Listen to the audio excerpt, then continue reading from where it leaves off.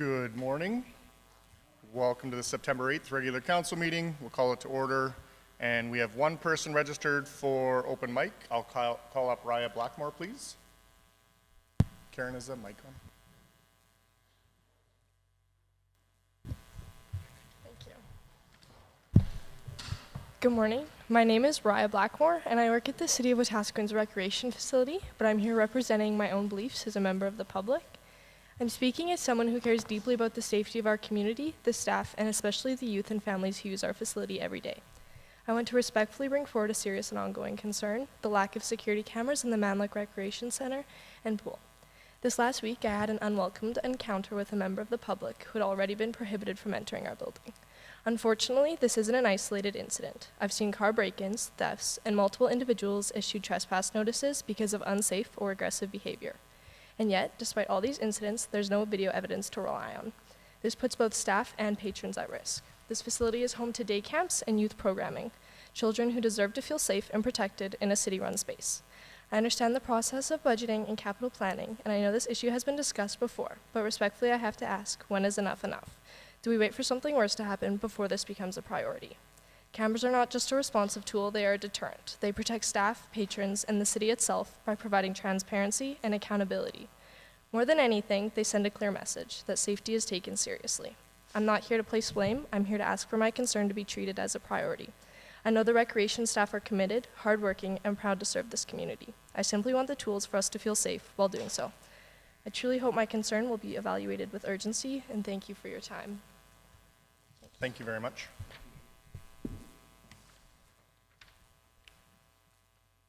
Jessica, do we have anybody online or anybody else that was wishing to speak? Nope. Item number 3, approval of the regular council meeting agenda. Councillor Billingsley. It is not. I'd like to add to new business and notice of motion, please.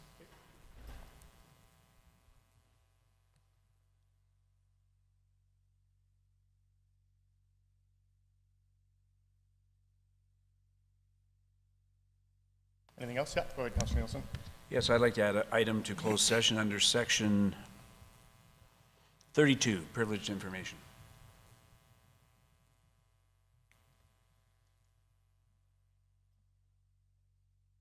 Anything else?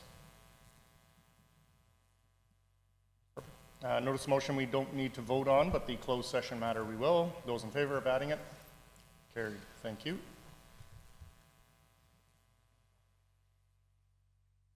Adoption of the minutes from the regular council meeting minutes of August 25th. Excuse me, Mr. Mayor. Yep. We voted to add the motion of the closed session item, but we still need to actually adopt the agenda, please. Oh, I apologize. Looking to move the agenda as amended. Councillor Billingsley, those in favor? Carried. Thank you, Jessica. Now we'll get into the adoption of the minutes. Councillor Blatz. I move that council adopts the regular council meeting minutes for August 25th, 2025 as presented. Moved by Councillor Blatz. Any errors or omissions? Those in favor? Carried. Committee of the Whole, AI Policy 9.1.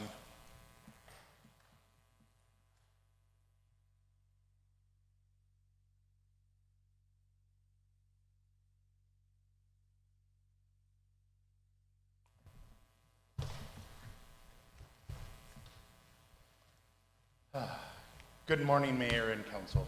I'm here to present the draft artificial intelligence policy for your review and feedback.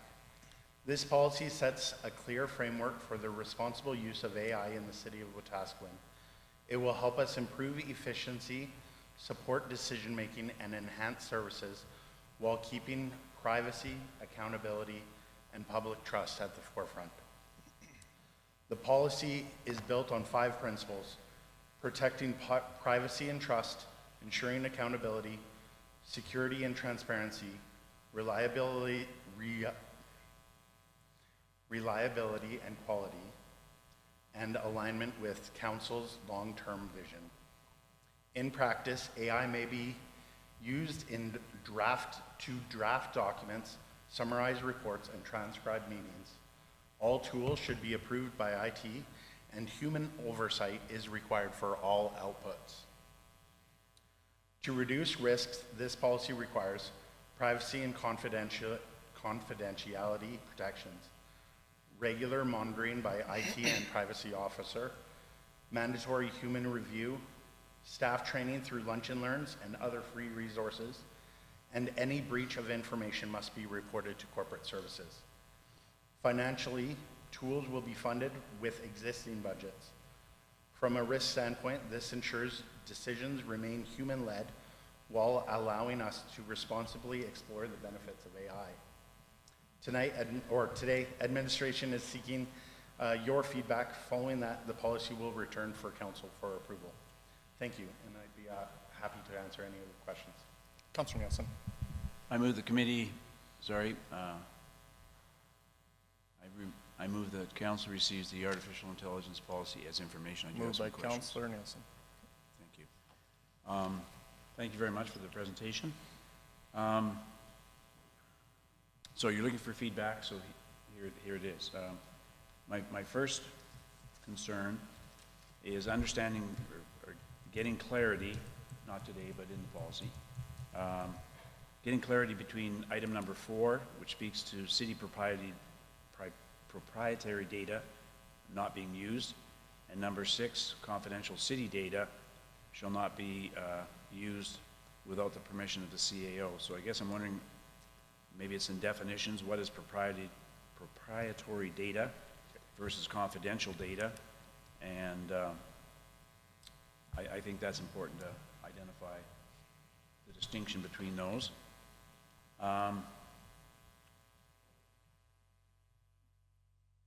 On item number 3, I'd like to see more meat on the bones regarding oversight and monitoring.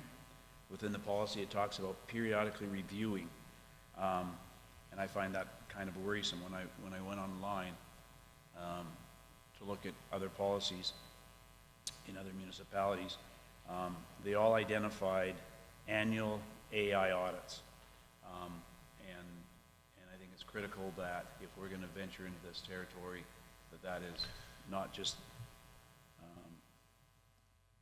informal review of it, but a formal audit to make sure we're on the right path in terms of how we're using it.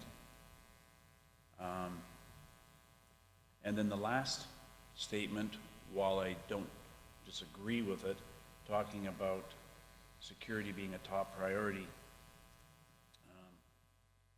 I'd like to understand what that means in terms of practical steps and actions. Simply saying, it's like saying staff are going to work hard. What does that mean? Well, they're going to work hard. There's still no clarity to it. And I would like some clarity to, if security is a top priority, I'd like to see it more clearly explained and defined, not only for council, but certainly for the public, who we say we need to ensure that their trust that what we're doing is being looked after in a way that's ensuring that there's adequate security for the data that they leave with the city.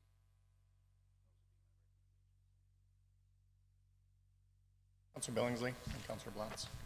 Thank you. Richard, you had spoke about mandatory human reviews. To anything, like in that, is that the idea of this to all AI queries would then be reviewed at some point? Like how, if it's mandatory, how do you differentiate something that is just a search among the website versus if we implement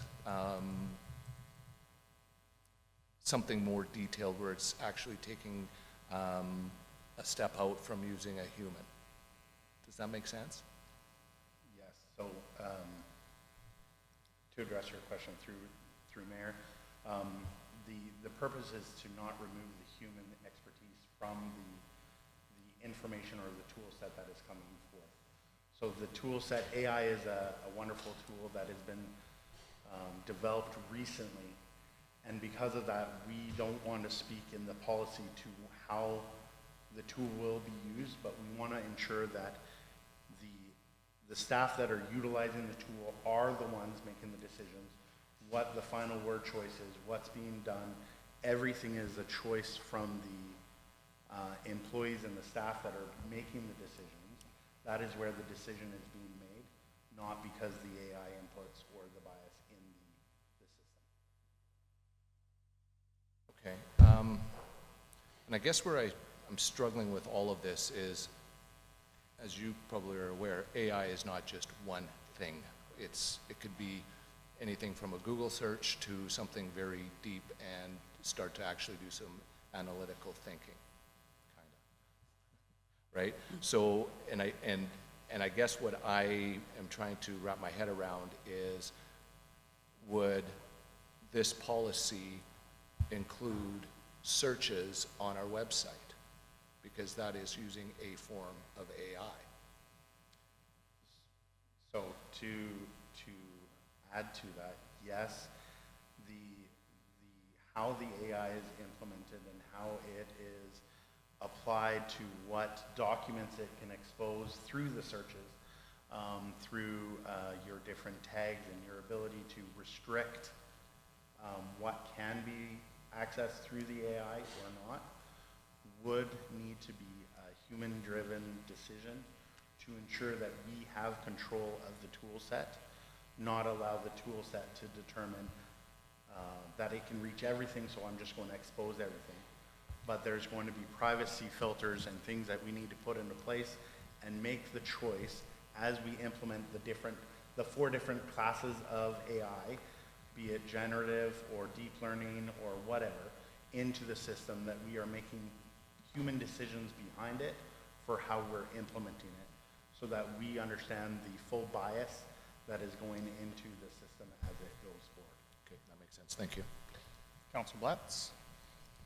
Thank you. Through the chair to Richard, I think that's something that I would like to see in this policy, is just when we're making considerations for different AI platforms, that we're also monitoring environmental impact as well. So making sure that we are giving more consideration to platforms that are less impactful on the environment than others.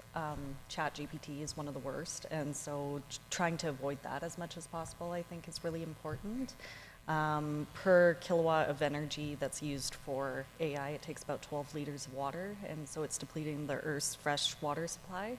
So I think that just making sure that we're trying to be mindful of the impact that we could potentially be causing by using these platforms is important to me. Thank you. Go ahead. Thank you. And maybe the cart's before the horse here for me. Because the policy is before us here now, is there an operational business case that'll be coming forward in terms of the expense side of this endeavor? So this, to answer council's question through the mayor, right now for we are in the exploratory phase, and that's where we wanted to get the policy in front of actually deploying a solution. We are currently looking at how Copilot has been integrated into Microsoft's full suite and how that will affect operational movement going forward. But that's where we wanted to get the policy in front and then be able to have that be our guiding principle instead of reactionary after we have a business case. Thank you. And so in relation to that, you talked about staff training and so forth in this. That obviously comes with a cost. So what is your timeline in your mind for what I'm going to call the implementation? Although I do know staff are currently using elements of AI right now. So when do you see the city starting to do in-servicing for staff in preparation for delivering this? And there's a hand raised behind you there. Through the chair to Councillor Nielsen, we do already have a budget approved within corporate training, which we would anticipate using for this. We don't anticipate there would be a large cost for this training. As for the implementation, we are looking at firming that up to start possibly in the new year. But this really is a foundational document before we go forward. So as we implement, as we move forward, it's very likely that this policy will come back before council. Typically with our policies, they come back every 4 years. This one is likely going to come back possibly every 1 year, just because this is a very new endeavor. Thank you. And then my last question, Richard, is and again, maybe the cart's before the horse here, given that you're in the early stages, but I'm assuming,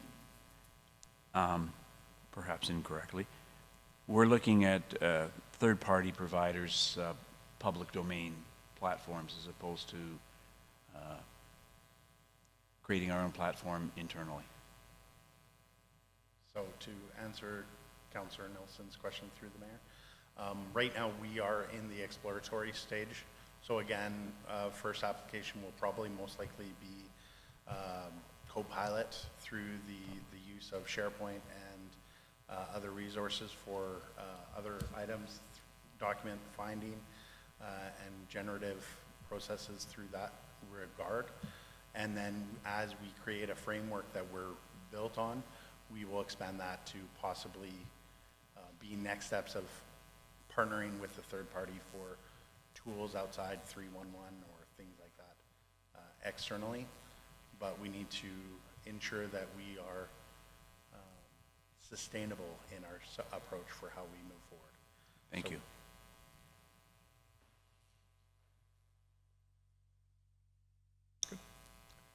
Those in favor? Carried. Thank you.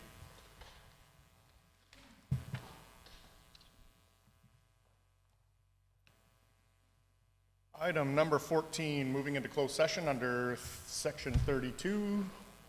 Looking for a motion. Councillor Nielsen, those in favor? Carried. Thank you.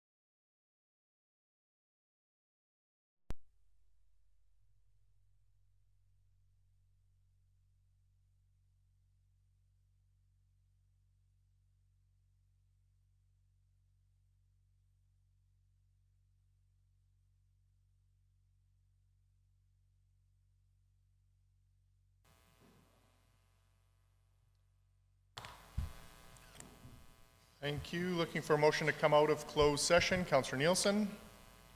Those in favor? Carried. Thank you. Item 15, new business. Any new business to be added? Councillor Nielsen. Yes, I'd like to add Manluk Aquatic Center security. Okay. Anything else for new business? Voting on adding that. Oh, sorry, go ahead, Councillor Bronco. Thank you. Any chance that we can get some information on the cost of the spray park? You can send that in as a formal information request, yeah. Adding Aquatic Center, Manluk Aquatic Center security. Those in favor? Carried. And we'll move that to 15.1, move capital budget down to 15.2, because I suspect we'll be talking about budget for a while. So go ahead, Councillor Nielsen. Thank you. Jess, could you put that up for me? I would like to move the council directs administration to hire security at the Manluk Aquatic Center until such time as appropriate security cameras are installed, with funding coming from unspent staffing funds. Moved by Councillor Nielsen. Any discussion? Councillor Bronco. Thank you, Tyler. To my colleague, I was just wondering if we're going to do this at Manluk Aquatic Center, can we have something in place that, because we're only 500 feet away to do the co-op center. So we're waiting for cameras to put cameras on both buildings and also have the security have a walk around there while they're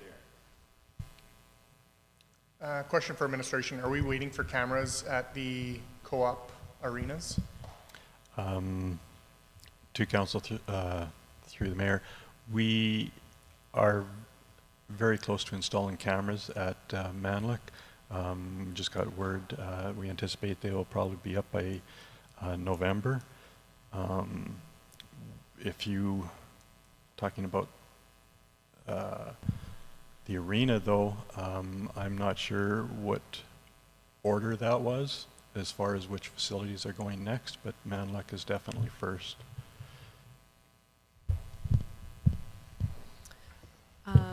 To council, let me collect my thoughts. When security cameras were approved, they were approved at a couple facilities. They were approved at Manluk Center City Hall and also the landfill, if I remember correctly. There were no cameras approved for Co-op Place. However, there are plans in subsequent years for them to be expanded throughout the city. That plan is still being firmed up. So at this time, there's none currently planned for Co-op Place. Yep, go ahead, Councillor Elliott. Thank you, Mr. Mayor. A question through to Councillor Nielsen. The pool opens early in the morning. Are we suggesting that the security person would be there at the start of the workday and go through till the end of the workday? My response would be yes.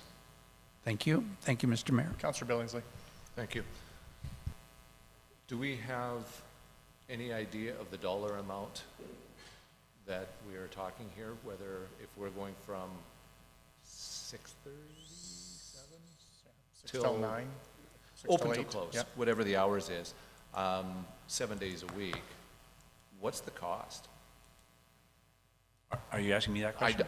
Like, in other words, do you have a maximum amount that you are willing to spend on this? Do I have a maximum amount? Yes. No, I don't. And the reason I say that is I would hate to say we're going to do it from this hour to that hour because those staff need security for them. But if they're working other hours, they don't need that security. Either we put cameras in, which will be operational 24/7 to ensure the safety of all staff at all times, and I think we owe it to our employees to ensure safety for them at all times while they're at work. I cannot support this as presented just because we don't have enough information of the costs involved, of how many staff are, or sort of what security would look like. We haven't really defined any of this, and could it be $50,000 for 3 months? My response to that would be, I guess that would increase the urgency of administration to get cameras in place. But we don't have a policy in place I guess that will increase the urgency of administration getting the policy back to council. Not to take words out of your mouth. I thought I did really well through your words.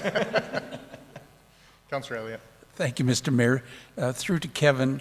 Kevin, can this process be speeded up? Like, 2 months is you said in about 2 months, but could this process be sped up so that it's 3 weeks, 4 weeks instead of 2 months? I would have to take that as information and find out for you, because we'd have to check with the vendors that we've got quotes on and how long it would take for them to supply the cameras and get them set up. But certainly I could get back to you. Thank you. Thank you, Mr. Mayor. Anything further to the motion? Yeah, go ahead, Councillor Bronco. Thank you, Mr. Mayor, to Kevin. Kevin, financial budget that we allowed for this, because I imagine the time of the season, the year, everybody's pushing everything to get everything before the winter. Prices seem to always go up, maybe not in the electrical system, but in the other. Do we have a budget that we allocated, or are we going to put more cameras, or is there a certain price per each camera installed? Through the chair to Councillor Bronco, I'm just looking up what amount was approved within the capital charter and the OBC. If you could be patient for 2 minutes. Thank you. Councillor Billingsley. Thank you. That's going to be my question, is it, so it was an original OBC from last year? Thank you.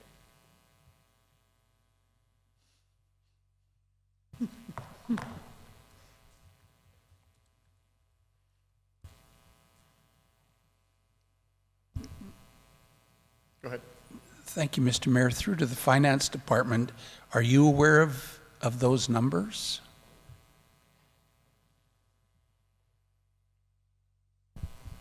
Through the chair to Councillor Nelson, when you say those numbers, for the cameras or for the security personnel? I'm sorry, I missed it.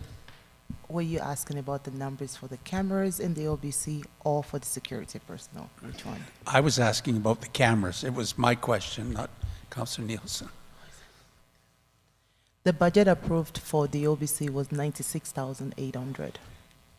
Thank you very much. Thank you, Mr. Mayor. Councillor Billingsley. Thank you. Over the weekend, we all received project statuses in regards to OBCs that were presented over the last previous years. I do not, unless I'm, okay, so are you talking about the safety, business continuity, video surveillance, and City Hall elevator? Is that where that is coming from? Through the mayor to Councillor Billingsley, that's correct. That's the project in which the video surveillance was included.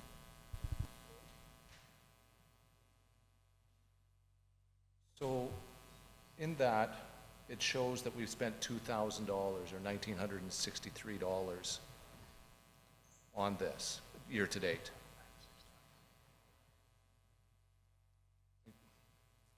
You know what? We're not even dealing with the motion that's on the table. Thank you. Councillor Aberley. Thank you, Mayor Gandam. Through the chair, that was actually, I was going to try to get us back on track. And also, through the chair to Councillor Billingsley about, I always appreciate you wanting that number and, right, wanting the budget number, making sure we're not overspending. And I appreciate you always doing that and making me sit back, right, and think about those things. But at this point, I do believe that there is concern and urgency, and I don't want to say we're going to spend forever on it, but if only not having the numbers there is going to be what makes you not accept this motion, I would just urge you to reconsider, accept the motion, because we don't have those numbers yet. But if we're not moving this today, it's going to sit again, and that's my concern. Thank you.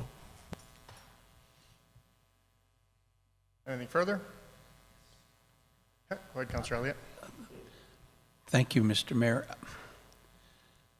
Are we talking one security person? Are we talking more than one security person?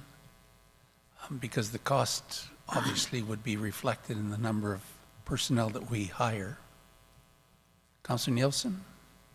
I'm envisioning that one person in the front foyer of the Manluk Aquatic Center would be suffice, but I also leave that to administration's wisdom in understanding what the security needs are in that facility. Okay. Thank you. That was my vision as well. Thank you. Thank you, Mr. Mayor. Councilor Bronco.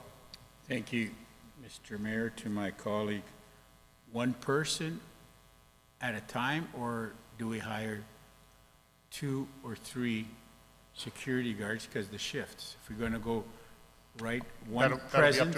That'll be up to administration. The motion is to have security at the Manluk Center. So we're not talking about the shift work or how many security guards are going to be, or security companies or guards. The direction is to have security at the Manluk Center. One person from 5 in the morning till close. One opening Open to to close. close. Thank you. I'm Councilor Elliott. sorry to keep going on, Mr. Mayor, but we do have a local security firm, do we not? That we I don't know. might be able to access? Again, that's up to administration. Okay, because give a direction. you know, didn't we have a grand opening for a local security? Okay, thank you, Mr. Mayor. Anything further on the motion? Those in favor? Opposed? Carried. Item 15.2, 2026 capital budget presentations. Can I notice a motion? Oh, yeah, go ahead. Thank you. I would like to have a notice of motion in regards to the 2026 operating budget. I'll work with administration for the meeting on, and bring it back on the 22nd of September. Okay, thank you.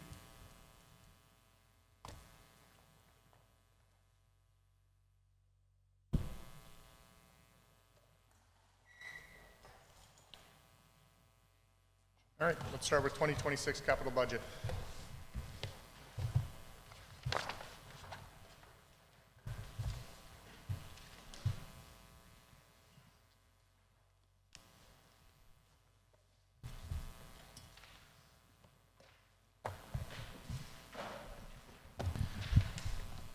Through the chair to council, administration's plan to bring forward the capital budget at this time was just to follow the order that you have in the binders. So if you go to the summary page, we would just, each general manager would talk to their capital items for the 2026 year. The items that are put forward in 2027, 2028, 2029, and 2030 are the unfunded ones that administration reviewed, and those items didn't get a very high score as compared to the ones that were being recommended at this time.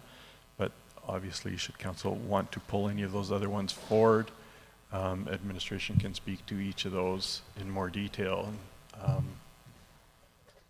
once we get to that point, if that's okay.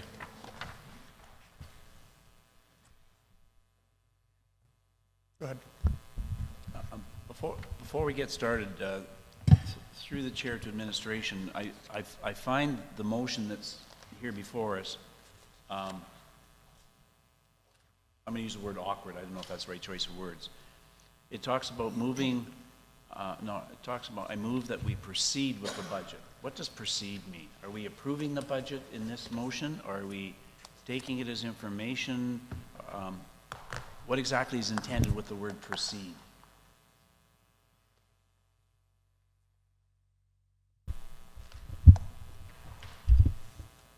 Through the chair to council, the intent of this is not to approve the budget, the capital budget itself at this time, but to say it's okay, and then we'll bring it back in its final status for approval at the council meeting.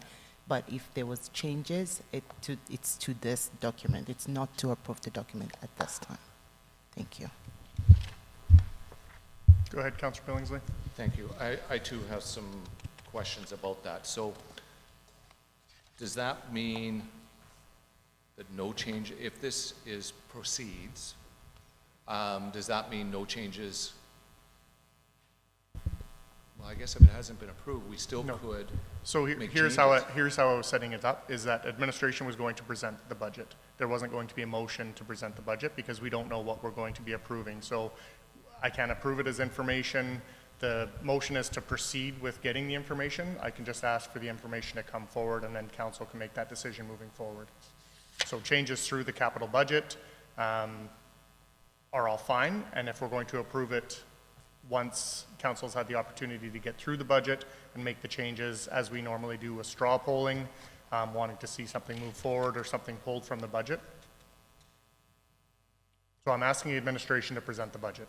To present, yes. Yes. But at the end, You can accept it as information. We're not approving a budget at this, well, I mean, it's up to council, but, Okay, thank you. That's- okay.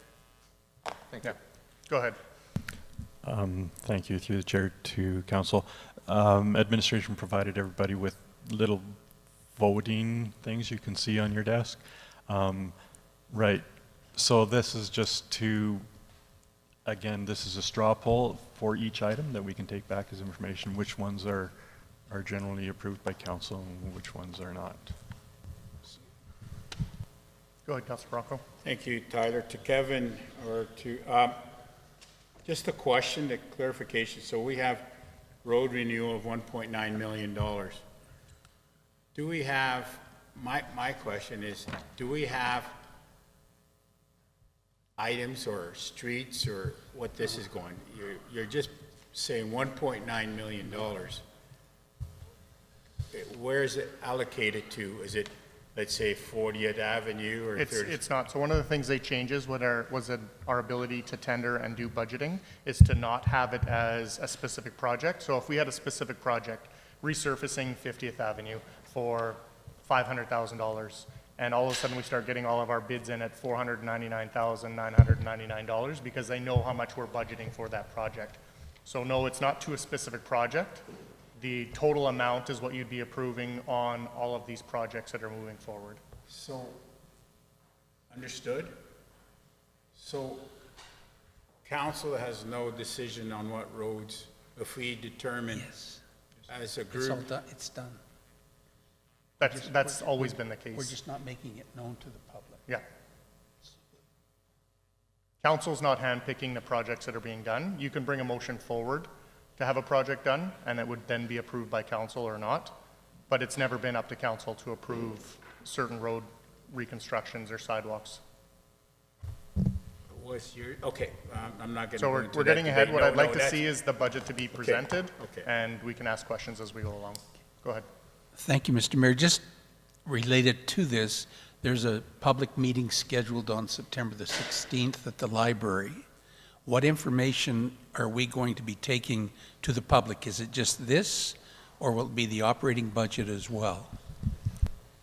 Through the chair to Councillor Hilliard, the budget engagement on September 16th is the capital budget only. So it would be the product of this meeting. Okay. Thank you. So that's why it would be subject to change if we had concerns from the public at our engagement meeting. Correct. Okay, thank you. Thank you. Thank you, Mr. Mayor. Go ahead, please. Good morning, Council. So the first project in your binders is our road renewal program. And so this program is essentially to extend the life of roadways within the community just through an asphalt overlay program.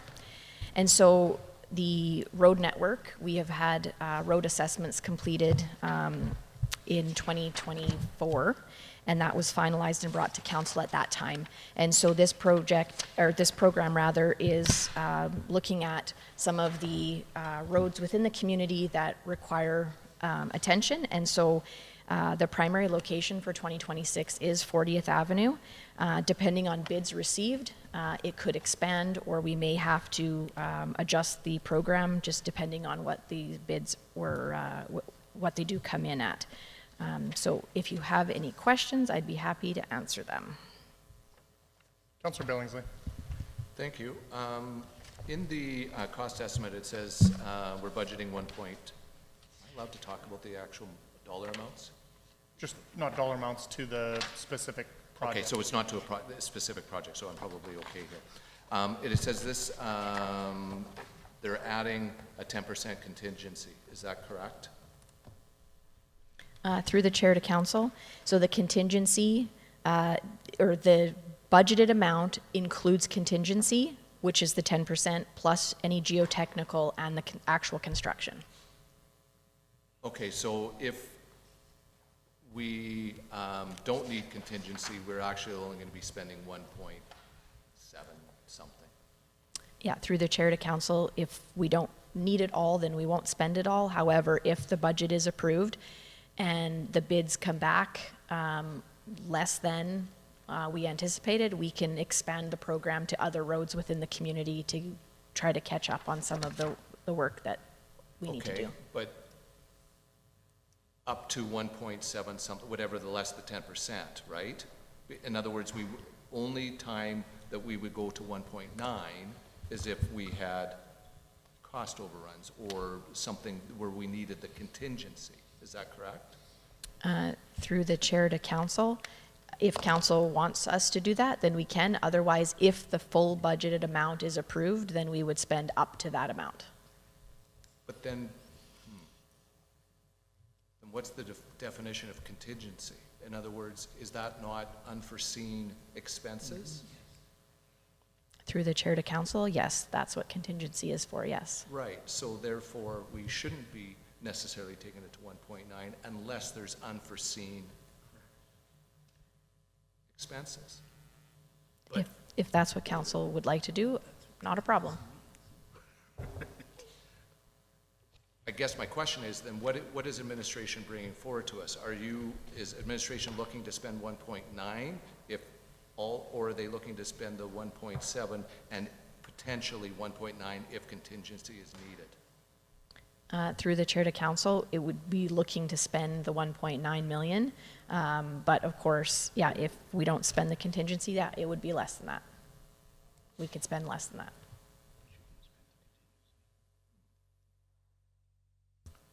So the 1.9 is what's budgeted. The projects are what's proposed. And we've done this before in the past where not budgets, but tenders have come in or projects are more expensive than what they'd budgeted for, so we don't get as much work done. Whereas if they've come in under budget or we don't use that contingency, then they move on to plan B, C, D, whatever it happens to be, and the next one. So right now, council's approving the total amount, and the projects are subject to whatever the tender comes back as. See, and I guess that's where I struggle a little bit of what exactly contingency is, right? Because of the fact that if there is no unforeseen expenses, we're still going to spend 1.9, and I don't believe I can't be in favor of doing that. Either we spend the less the 10%, and if we need it, then we will go to 1.9, because it's entirely possible we may only go to 1.45. That's all we could complete, weather was crappy, or that's all that we could do. Then we still would have the 10% on the 1.45 million, and we're still then going to be under budget. So I like to actually have contingency as it's defined as being unforeseen expenses, and not just used if we can, as for a project that was seen. And normally under the definition of the contingency for a certain project, absolutely. But I see it as if council's going to approve $1.9 million for these types of projects, I want to get as much for our money as we possibly can. Go ahead, Kevin. Through the chair to council, it's similar to the sidewalk program. Every year we had budgeted $600,000, so the plan is to do up to $600,000, whether we do 1 kilometer of sidewalks or 10 kilometers or half a kilometer. So just depending on the pricing. So that was the same intent here. But if we look at the sidewalk, there's no contingency. No. It's different control. Right?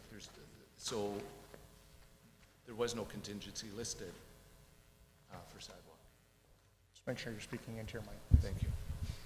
Councilor Bronco. Thank you. To my colleague, to Mayor, Mr. Mayor, my colleague, and that 1.9 million is what we allowed for. The tenders could come at 1.8, but when we're doing road building and concrete, two different beasts, I may say, is the contingency allowance is the extra. So let's say we were ripping that up and all of a sudden we hit near a gas station, we have contaminated dirt. So that extra, even though we came under 1.9, we may get an extra cost for, say, $200,000 to remove. So that's where, that's not a, that is an extra. The contingency allowed is 1.9, what we allowed. That is also for engineering costs and testing. Yes. You can't control what's underground. On concrete, you can, because the concrete, we mark every meter we want removed, and we have unit rates. But the contingency amount of 10%, which is about $200,000 for lack of bad math, is for what you speak of. No, it's not, because we can't predict what's underground, and the tender comes in. It's all based on what the tender, the person bidding. So if we come up, well, let's say $1.5 million, and we allow 10%, so we may have $300,000-$400,000 left over. Yes. Yes. That's if everything goes. But in an average project, we just had that, the tender came in on 40th. They couldn't do the price because of what underground the testing showed.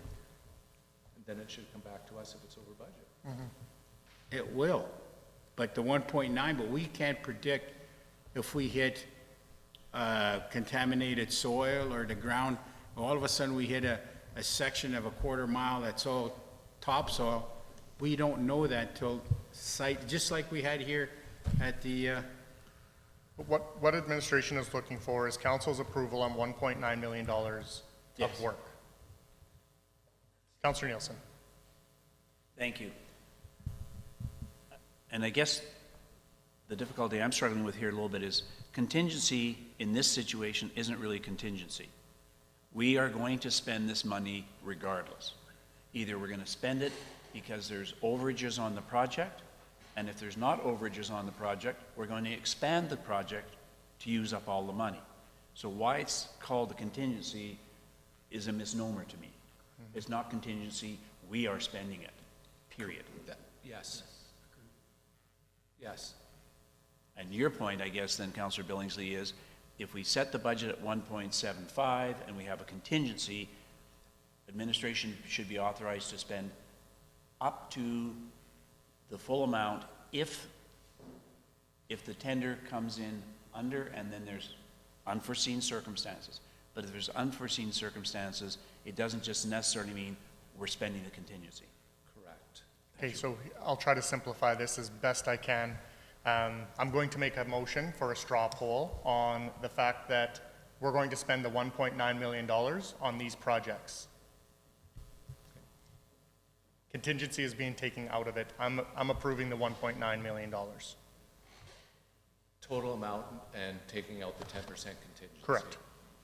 Yeah, that I could live with. So that, just take out the word contingency, you've got $1.9 million. Moving on. Go ahead, Councillor Elliott. Thank you, Mr. Mayor, but, okay, because it needs to be clear, there are some that are 20% contingency in these charters that we're looking at. And it just depends on the project, I right? know, but I just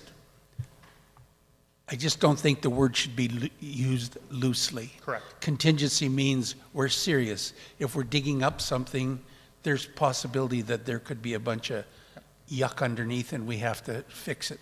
But it could also be very smooth and everything goes well and we don't need to spend that 20%. Correct. And that's where we're, I think. So we just need to be clear on that just don't loosely use the word contingency because it sounds good. Thank you. Go ahead. All right, the next program is our annual concrete and sidewalk program. So again, this is a rehabilitation program to replace old sections of sidewalk throughout the city, as well as adding new connections where their sidewalks do not exist.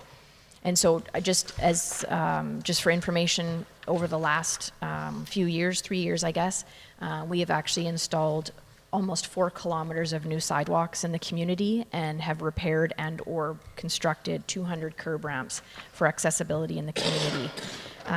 We've also repaired approximately 3.5 kilometers of sidewalk. So this program that we have every year, again, it's similar to the road renewal where, depending on the bids coming in, we would attempt to do as much sidewalk as possible within the community so that we continue to grow as a walkable community. If you have any questions, I'd be happy to answer them. Councillor Aberley. Thank you, Mayor Gandam. Just through the chair to administration, and it's just more curiosity than anything. When I was reading this, it looks like we sort of are more or less divvying it up that half of it is new, something new, and just under half of it is something to repair. Is that sort of the goal moving forward, that how this money will be used for new and, does it make sense? Mm-hmm.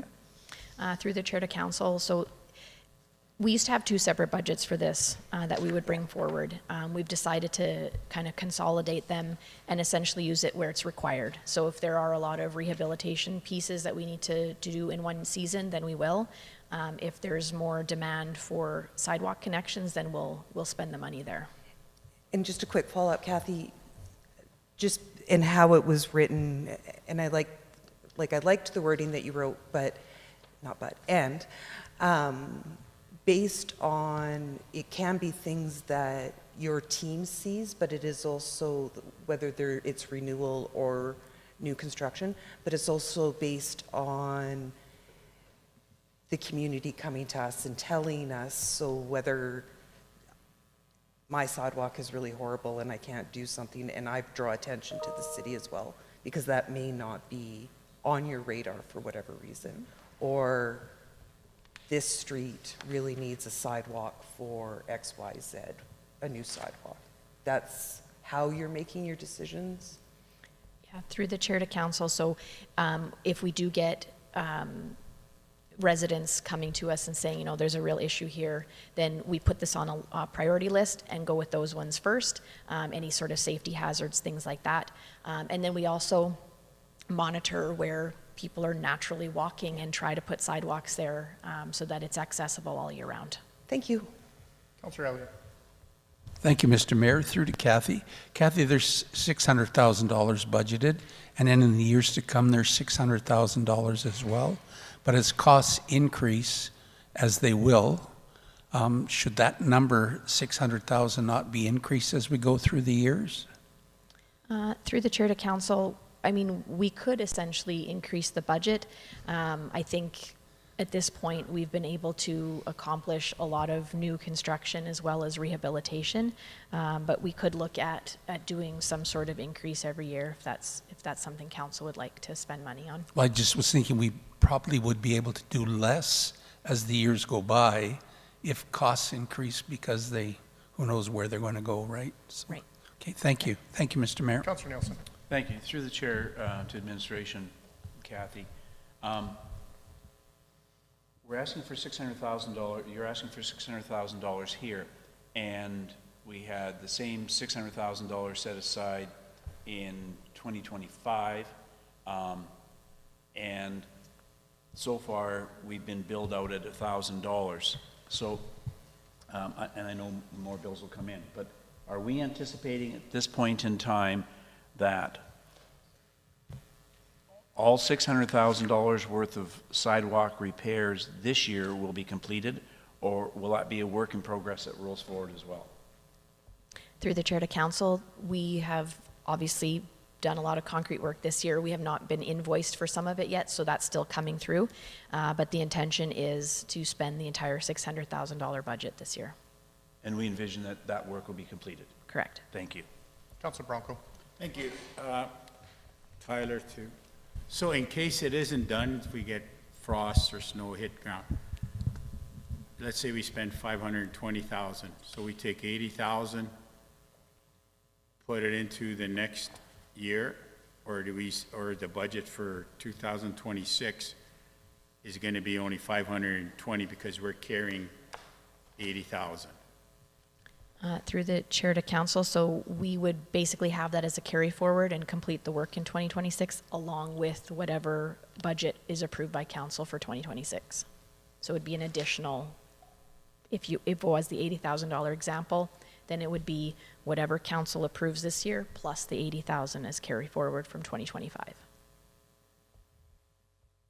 But the contract states that all concrete has to be done this year, correct? Otherwise, there's penalties involved in that? Because we budgeted for it? Through the chair to council, I can't really discuss the contracts. Thank you. Councilor Billingsley. Thank you. Through the chair to Kathy, Councillor Aberley talked about a split of the different projects. I didn't see that anywhere. And that's going to lead to my question is, how do we decide on how many curb ramps versus new versus replace and repair, or I guess it's not repair, but replace existing? So how is that decided? And is that decided for 2026 today or now? Is that being worked on, or is it kind of like when the bidding goes out? I'm just trying to find out. The curb ramps are probably something that are very much needed in our community, but what priority does that have over new construction and or replacing potential liability of damaged sidewalks? Through the chair to council, so we do have a plan in place. So like I had mentioned in the previous project, we have assessments that we've completed throughout the community, looking at where curb ramps don't exist, where curb ramps are damaged or need to be repaired. And so we do have a priority list. We did start in the downtown core, and essentially we're working our way east through the community and then south and north as well to make sure that we have curb ramps on all existing sidewalks. So there is a priority based on that. And then anything for rehabilitation, if issues were identified to us or we've noted them in past inspections, so those two priority lists, new versus rehabilitation, we essentially try to do as much as we can in both of those areas so that we are providing new but also rehabilitating. Okay. Councillor Elliott asked about the $600,000, and I'm going to guess that you feel comfortable that that's the right amount. My concern, of course, is costs from 2017 have certainly gone up for concrete than it has been to 2025. You had said that in 2025 that we were going to spend the entire $600,000. Going back to when this started being implemented, it's probably at least 5 years, probably even longer. Have we always spent the $600,000? Through the chair to council, yes. All the budget, although we have run into issues with weather, so they did have some carry forward, but yes, we have essentially spent the entire budget approved by council every year. And it is administration's recommendation to stay with $600,000 as an amount? That is correct. Thank you.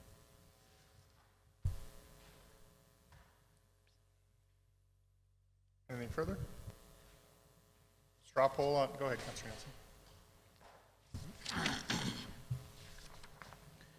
Nielsen. Through the chair to Kathy. Pardon me. Funding sources in the terms of these projects, the mayor is much better at throwing out these acronyms than me, but the gas. CCBF. See? Do we spend those amounts to their maximum? We can't carry that forward? Through the chair to Councillor Nelson, with grants, we report on the actual amount spent, and sometimes we can carry it forward. So if the actual expenditure in 2026 is 520,000, we will report on that. The allocation to the project remains. And then when it's spent, we report thereon. So we did Thank you. that. So the previous grant with the provincial government was MSI, so the Yeah. Municipal Sustainability Initiative. That was the funding that we built up to do our public works building. The Canadian Community Building Fund, the CCBF from the federal government, same thing. So as long as we're reporting back on what it is, we're good to use it. And some of them let you carry it over multiple years if you're building up an account to pay for a specific project. Thank you. And so at this point in time, we're not saving any portions of that for any particular project. We are using it for the projects identified in this budget. Through the chair to Councillor Nielsen, that is correct. Great, thank you very much. On the $600,000? Good. Good morning, City Council. We are going by order in the binder through the tabs. So the next capital charter that I will be presenting is access and egress. What this project is the installation of various safety measures such as handbars, ladders, etc. in 3 facilities: in the wastewater treatment plant in Co-op Place, and also at the Manluk Center. The purpose of this project is to improve safe access for routine maintenance. So for example, accessing equipment such as dehumidifiers within Co-op Place, which currently has no handlebars or permanent safety solutions. This would prevent any potential incidents from occurring. And I'd be happy to take any questions. Councillor Nielsen. Thank you. Through the chair, Jacqueline. You mentioned some of that would be at the wastewater treatment plant. So if that is operational by Peace Hills Utility, why would the city be paying for any of those changes? Through the chair to Councillor Nielsen, it's still our facility, and so we still do the maintenance on the facility, though it's operated by a separate entity. So same as the RCMP building. That is correct. Thank you. Councillor Billingsley. I've got a couple to Jackie through the chair. The wastewater treatment plant is a new building. I'm kind of surprised that these type of things weren't, I guess the question is, why weren't these already in place on a brand new building? Through the chair to council, I can't speak to that because I wasn't involved in the build, but we could take that away. Okay, thank you. And who would be the installing this? Would this be staff or contract? Through the chair to Councillor Billingsley, it would partially be through contractors. It would just depend on which piece of equipment is being installed, but it would mostly be through contractors. My next one, and you're going to hear a lot of this, sorry guys, has to do with a contingency. This one is at 20%. I'm trying to get a grasp of, we seem to have anywhere from 0 to 20% in contingency. We have 10, we have 15, we have 20. And I'm trying to understand where that would be coming from on a 20% on when most of it I would expect to be equipment that pricing probably has already been priced out, I guess. Thank you for the question. Through the chair to Councillor Billingsley, the contingency for buildings is usually around 20%, and a good way of thinking about it is some of these buildings are a little bit older. So say we go to install some fixed ladders and we find that we need to reinforce the wall that they're being installed onto, that we simply did not know it needed further reinforcement. That's an example of what the contingency would be used for. And simply with old buildings, we just don't always know what we may find. Thank you. Councillor Aberley. Thank you. I think so. Through the chair to council, just one thing, I don't believe that they were talking about the wastewater treatment plant because it says the water treatment plant. So it's not the new building, it's where we treat the water that's coming in, making sure. That was my understanding when I read it. To council, my apologies, that was a slip and I was just corrected. Okay, thank you. And then my second question, and it could go through to the Peace Hills Utilities board members that are in the room, including Kathy. I'm really confused about that comment, because when we on the Peace Hills Utilities board are talking about needing to do a capital budget as we move forward, how is that different than this? Through the chair to council, so anything that has to do with Peace Hills Utilities, the city still owns the facilities itself. However, when Peace Hills is doing a capital budget, for example, if we were doing any sort of rehabilitation at the water treatment plant, the city is typically doing the tendering and the project management, and then they will invoice Peace Hills Utilities later on for the work. So that's why Peace Hills has to hold the budget so that we can pay the city for the work being done. Yeah. So what this water treatment, when it says water treatment plant in here, that's not the actual physical fixing of the building, that is the work that the city is doing going forward with that. Through the chair to council, it is really just for the installation of safe access. So this is the installation of equipment such as handrails, ladders, etc. So our facility staff will go and perform servicing on pieces of equipment such as heaters, vents, etc. And oftentimes those are up in the air. And we currently do service them, but our solutions are temporary and do leave room for mistakes to happen, if that provides clarity. Thanks, Jackie. And I understand the project. What I'm not understanding is why it appears to me that two different places would be budgeting for something, or like two entities, that Peace Hills Utilities would be budgeting for things, whether it's the building envelope or within the building, because when I look at that budget, I see things we need. And now that when I look at council's budget, I see things that we need. So it's who's paying for what? And I think what Kathy said is that it's really Peace Hills that's paying for it, but we need to pay staff to overlook that? Am I misunderstanding completely? Through the chair to council, so anything with the Peace Hills Utilities, so there's no employees at Peace Hills Utilities, so the city of Wetaskiwin is paid by Peace Hills Utilities to do things for those facilities.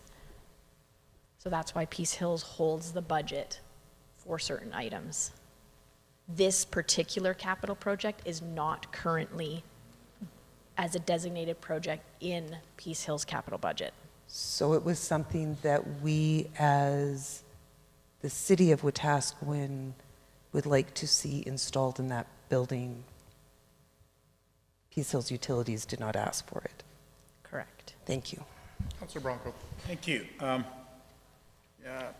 You mentioned, Kathy, guardrails or handrails. Is that a safety issue? Because if we're going to install it, are we operating it now without handrails? And Through the chair to Councilor Bronco, yes, that is correct. So we do currently perform the servicing, but we perform it with temporary solutions. And it is a safety issue because whenever a decision about access has to be made, it introduces room for error and therefore room for an incident. So servicing does happen, but we do risk an incident. so right now, the facility, what are we using for safety for our employees if we don't have that guardrail there? So is that area shut down, or we're going to wait for capital budget to put a handrail there so they can get access to have a safe working environment? Through the chair to Councilor Bronco, the servicing does currently happen, but the temporary access or safe access that we have is not ideal. Thank you. Councillor Nielsen. Thank you. Through the chair to Kathy, I just, some clarification, please.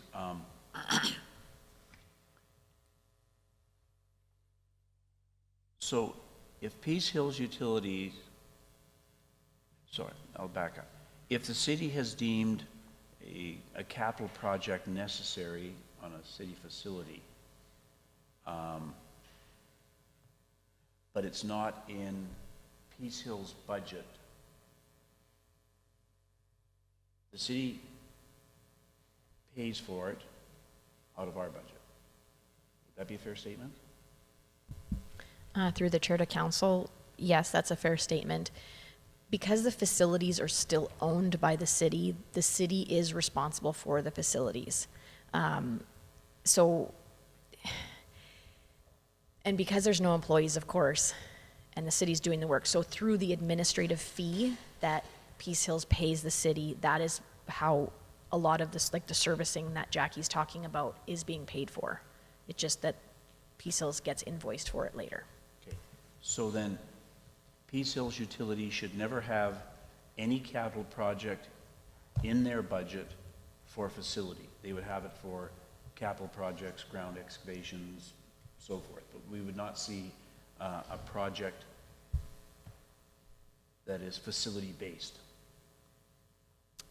Through the chair to council, that would be mostly correct. There are some things that happen in the facilities that are technically managing with the building envelope that Peace Hills is still working on, like some upgrades to some chemical treatment things as part of the building, which we could talk about that at Peace Hills if you'd like. But as far as the city goes, yeah, there's the facility itself is, they're working on those projects. And I would like to see that in our Peace Hills conversation for sure. Thank you. Sure. Anything further?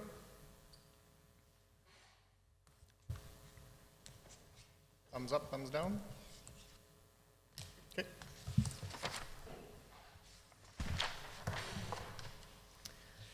The next capital charter that I will be presenting is on bulk fuel tank upgrades.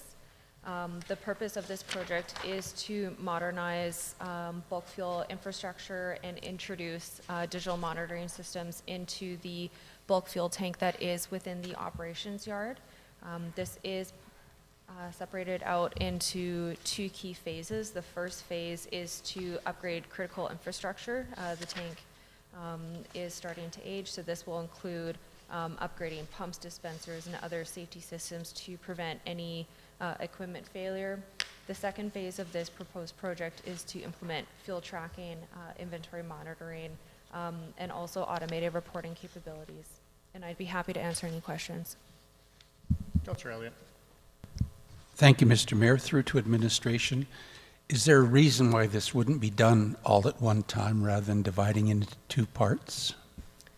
Through the chair to Councillor Elliott, it has been divided just to allow for the work to be better managed. Actually, yes, that is my answer. Pardon me? That is my answer. I apologize. Okay, I just don't understand why, if you're already working on it, you wouldn't just continue and go straight through to completion. Through the chair to Councillor Elliott, and we certainly could do this. It really is just to plan out work for the Fleet and Facilities Department. Okay, thank you. Thank you, Mr. Mayor. Councillor Billingsley. Thank you. Through the chair to administration, I too had the same question and or concern. I think there's a reason why these fuel management tracking, and I'm going to guess that this is a contractor that would be hired to put this in. Is that a safe assumption? Yes, that's correct. So it would just be a matter, well, and I assume we have dollar amounts that quotes have already been obtained, that Some of it's coming out of contingency. why would we not just say, once the money's been allocated, just get the work done? Councillor Blatz. Thank you. Through the chair to administration, I was just wondering where this project is being funded from. It doesn't state a funding source, so I don't know where the money's coming from. Through the chair to Councillor Blatz, the buildings and projects that are under facilities are being funded from the Facility Life Cycle Asset Management Reserve.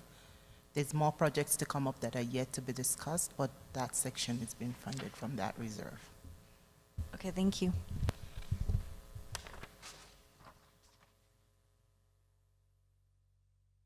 Anything further? Go ahead.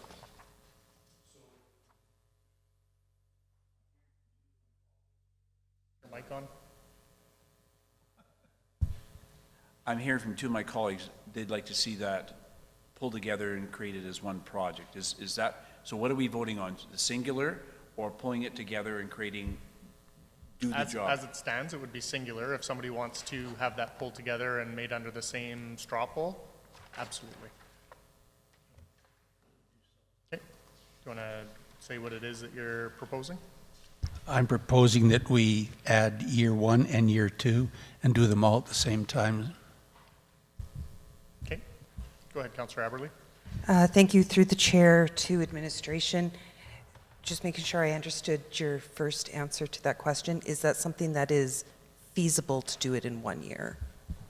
Through the chair to Councillor Aberley, pending council's direction, we can reallocate or reprioritize work so that it does happen. Thank you. Thumbs up, thumbs down. Okay, thank you.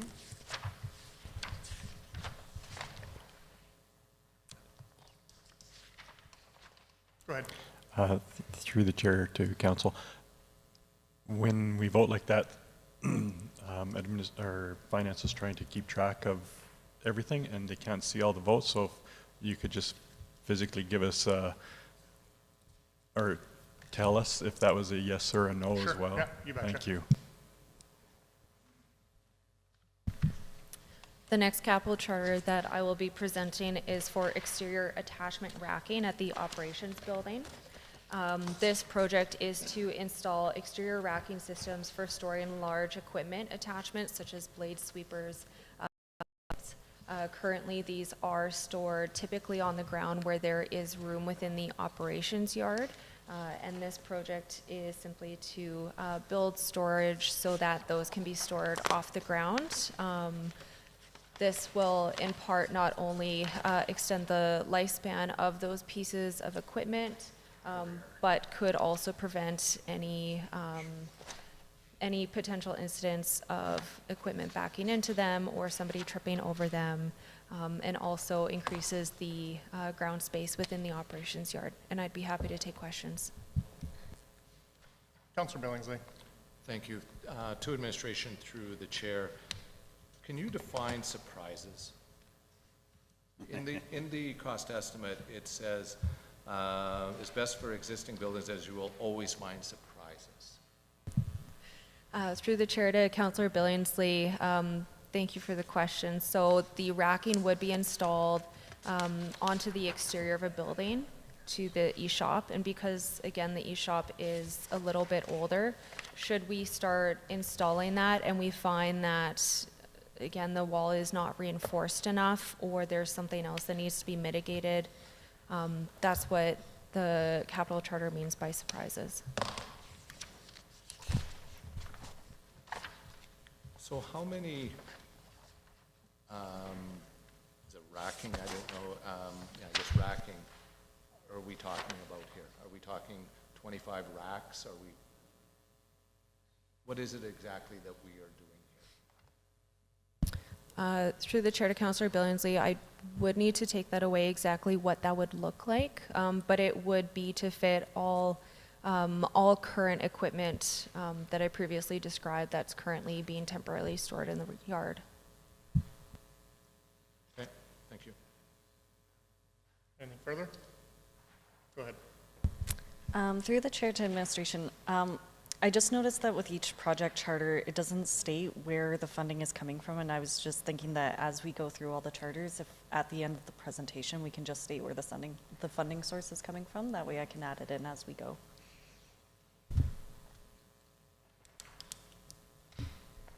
Thank you. Through the chair to Councillor Blatz, this is one of the projects funded from the Facility Life Cycle Management Reserve.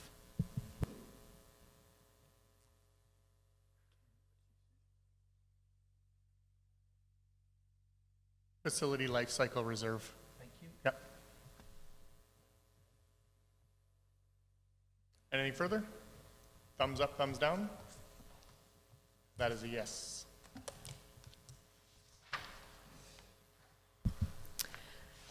And the final chapter charter under facilities that I will be presenting this morning is for secure bulk storage.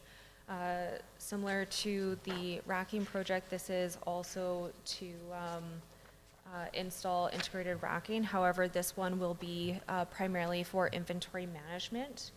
This will be to develop a secure fenced storage zone within the e-shop, and this will be to store incoming goods so that we can keep track of what we have, we can keep them secure, and also so that we can keep incoming goods off the ground and in temporary storage locations. And I'd be happy to answer any questions.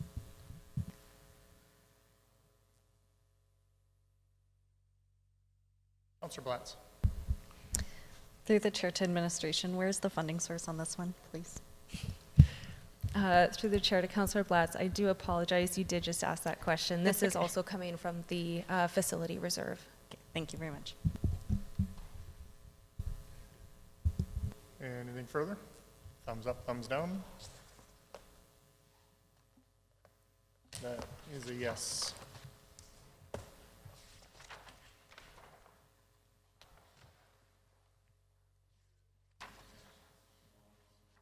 Just make sure your mic's on, please. Thank you. Your next tab is recreation, and the first one under there is Arena 1 dressing rooms. There are 5 dressing rooms in Arena 1 that we're looking to replace the wooden benches with a composite bench material. The benches in there currently are older, which is not necessarily a reason to replace them, but they are getting chipped and notched, and we have to repaint them every year to ensure that there's no splinters or slivers while you're sitting there. So that's the reason for this capital project charter. And funding source? Oh. Give me a second.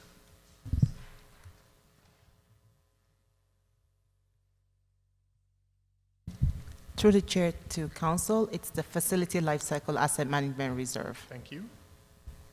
Councillor Elliott. Thank you, Mr. Mayor. Thank you, Mr. Mayor. Through to Kevin. Kevin, would it be possible just to cover the benches as opposed to replace them, cover them with a plastic sheet? Or are the benches to the extent that we should be replacing them? Through the chair to council, you certainly could cover them, but then it becomes potentially it becomes a bit of a slip hazard if you cover them with the same like plastic material that might be around the boards. It's kind of a Teflon material and very slippery, whereas a composite wood would actually have grains in them and texture, so you're probably not going to slip around as much. And are these surfaces quote unquote skate proof? Because a lot of times some people will, not a lot of times, sometimes people with over sharp skates may decide to dull them and use the benches. I've seen that. I've done that. So I just wonder, are they skate proof? Through the chair to council, no, to my knowledge, no composite material is probably skate proof. Okay, thank you. Thank you, Mr. Mayor. Councillor Bronco. Thank you, Tyler. Kevin, would you have to paint these every year? You're saying you painted, sorry, it's on.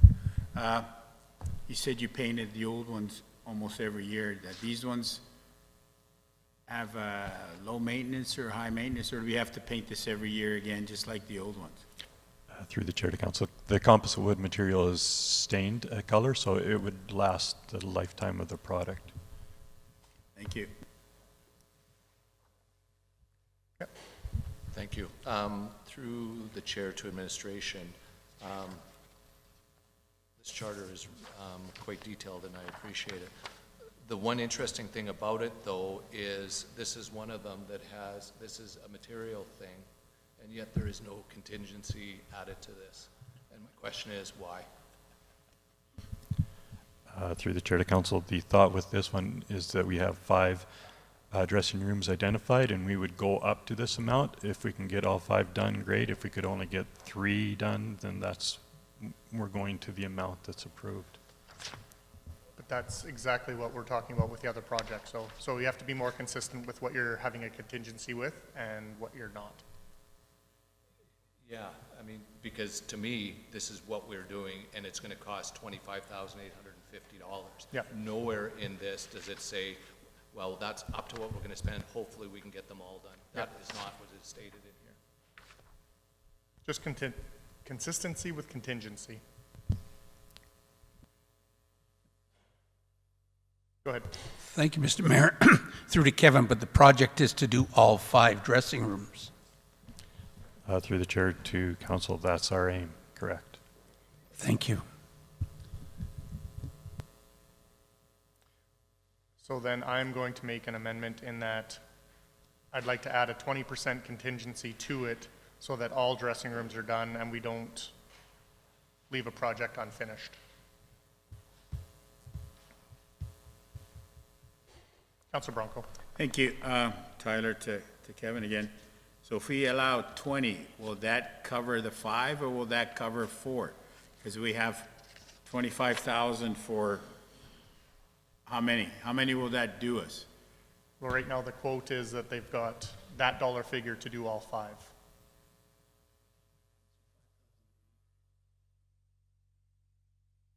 So I'm just adding a contingency so that we don't get through 4 rooms and run out of money, as we would with any other project. Anything further to the amendment? To the amendment, yeah, go ahead. Thank you. You put the amendment in to ensure that we get all dressing rooms 5, are being done. but that doesn't guarantee, even with a contingency, that all 5 would be done. And what's supposed to happen policy-wise is that if a project comes in over budget, administration's supposed to come back and ask for additional funds. Okay. So I'm adding a contingency so that we cut that piece of it out so that we get the project done. Like we would with any other project. So to the amendment, thumbs up or thumbs down? That is a yes. Go ahead.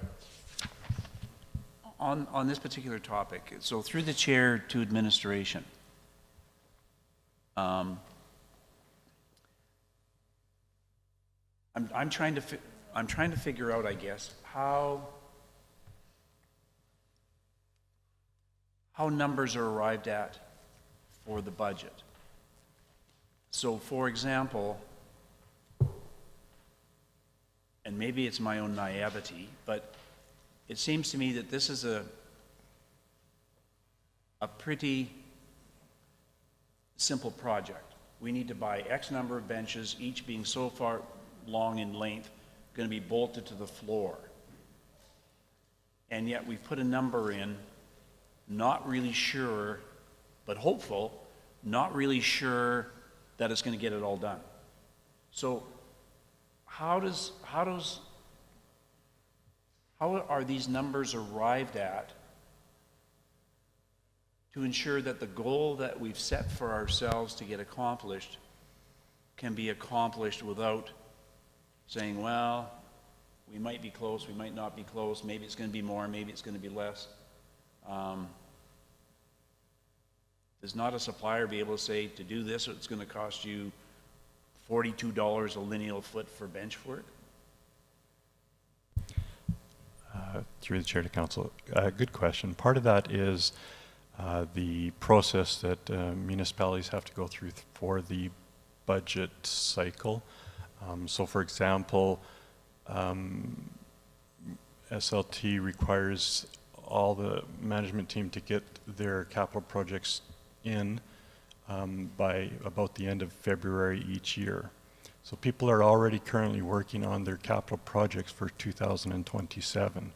So they're getting budgetary quotes at this time for those projects that are going to be almost 2 years out.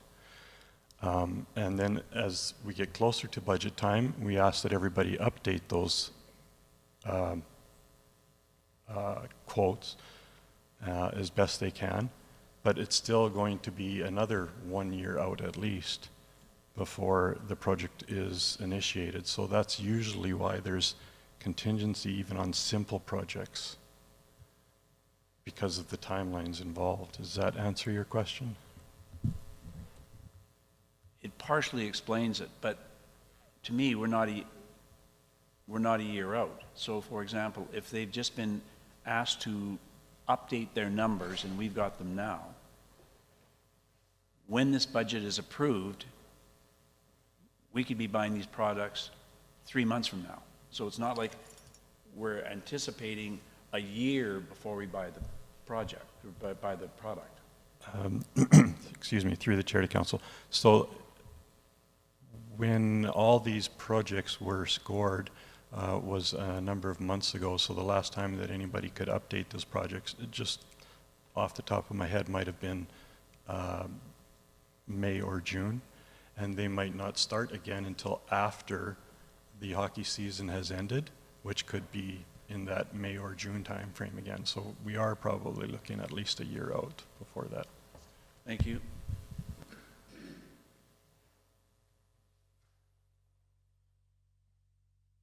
And any further? Thumbs up, thumbs down? We did already, didn't we? That's a yes.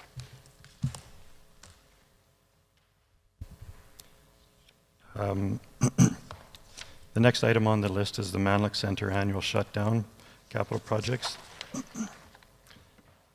The good news is we are seeing our investment in the upkeep of the pool showing as each year now it's slightly perhaps less than previous years. The hope is it will become less and less, and the time frame that we're doing it, instead of shutting down for 4 or 5 weeks, might only have to be 2 or 3 weeks as we keep this up and do it on a regular basis. So this year, for 2025, we're looking at a total as shown here. Thank you. Through the chair to administration, do we have a cost of what this last shutdown cost us? Yep, it was in the information sent out. I'll pull it up right now. The Manluk Center upgrades last year, we had budgeted $245,000, and year to date we've spent $234,000. So approximately $11,000 underspent. And so in projecting this number for an annual shutdown, what is $250,000 buying us? A lot of the, through the chair to council, a lot of the work that was previously done in the last couple of years has been the tiling in the pools, and that will continue again this year. So that is a big portion of this. Last year we did a lot of repairs to the water slide as well. Some of the plastic or Teflon or whatever it was replaced, and then all the nuts and bolts were replaced. Even though they're stainless, they still corrode. The dressing rooms, some of the benches were replaced in the dressing rooms. So this would probably look, as we get all the tiling done, then we would look at more work in the dressing rooms, like replacing the lockers with more updated, newer lockers, perhaps with some type of self-lock system where we didn't have to bring your own padlock and those types of things. Okay, so there's no intention that you're aware of that we're addressing lockers at this point in time? Through the chair to council, I don't think that's part of it this year. Thank you. Councilor Bronco. Thank you, Tyler. To Kevin. Kevin, a lot of these repair done in-house or out service? Through the chair to council, it's both. Most of the tiling work is all through contractors, but then Fleet and Facilities gets involved and they would help maybe replace some of the light fixtures and those types of things. So this, and the staff we have that operate that during a month, are they charged out to other facilities in our operations? Do they go parks, maintenance? Through the chair to council, most of the staff during the shutdown, they don't come to work and we don't pay them. Those that want additional work to do deep cleaning, we can bring those in and employ them to do some of the cleaning. Councilor Bronco, or sorry, Councilor Billingsley. In the cost estimate, it talks about total project is 225, including 15% contingency on all work except for the tile, and that's 20%. So I'm wondering if this is something similar to the road situation that we talked about at the 1.9, that we look at spending up to 225, because by the sounds of it, if there's work that you talked about, lockers or other things that could be done, is that sort of, because 225, like how is that broken down, I guess, to get to the 225? Through the chair to council, we had some good direction from the mayor to make sure that our contingency wording is better in the future, so we can reword the cost estimate here when we come back for approval, that we're clearer. Is that what you're looking for? Yeah, and that's what I'm wondering, like, if we were to say, you've got $225,000, get the work done, right? Including the contingency, if that, and I'm just wondering if that's sort of what this project is. Like, is there, so let's say the tiling came in at $100,000, let's say, and the lockers were $125,000, whatever, right? So is there enough work needed at the facility to eat up the 225? Is really where I'm, what is Beyond just tiling or beyond just what's right. proposed? Correct. Through the chair to council, yes, we can be clear. This amount here is actually, there's a list of half a dozen or 10 items that make up this amount. And so administration at that time was just trying to be clear that the tiling portion would only eat up potentially this amount of contingency, but we can be clear on that in the future. Okay.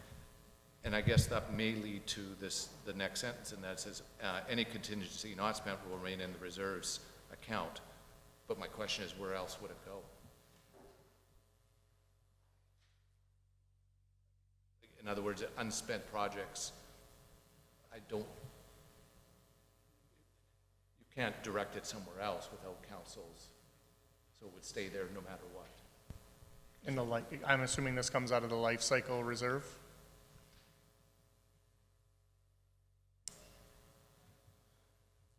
Through the chair to council, this project is actually funded from the LGFF, the Local Government Fiscal Framework. So any unspent amount will stay in the Stays in grant, LGFF, yep. and we could allocate it to future projects out of our allocation. Thank you.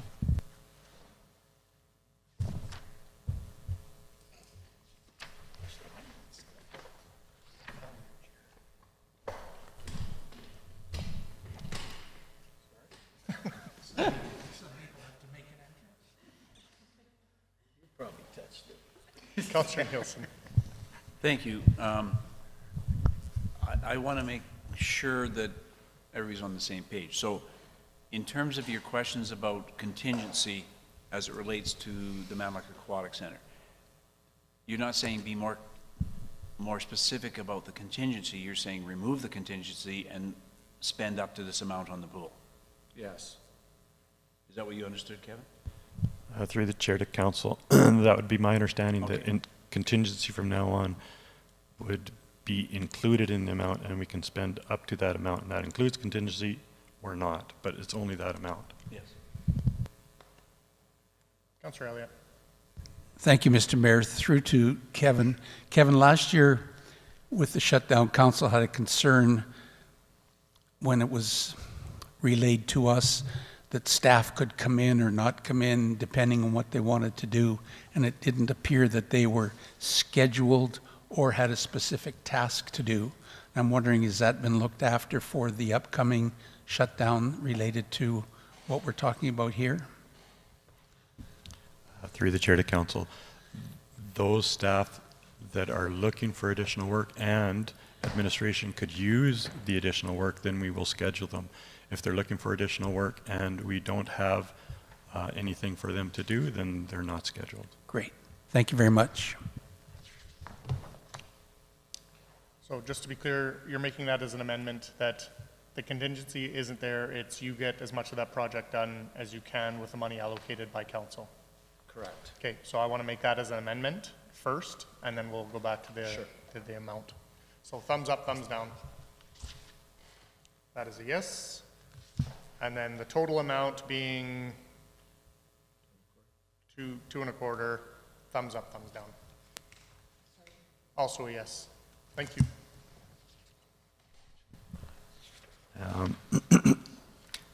And you're stuck with me for a while yet. The next tab is growth.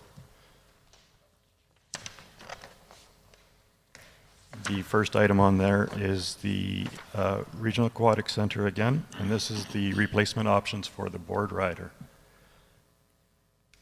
There are a few options provided here. Excuse me. Both options provided at this time, though, are approximately the same price or the same cost.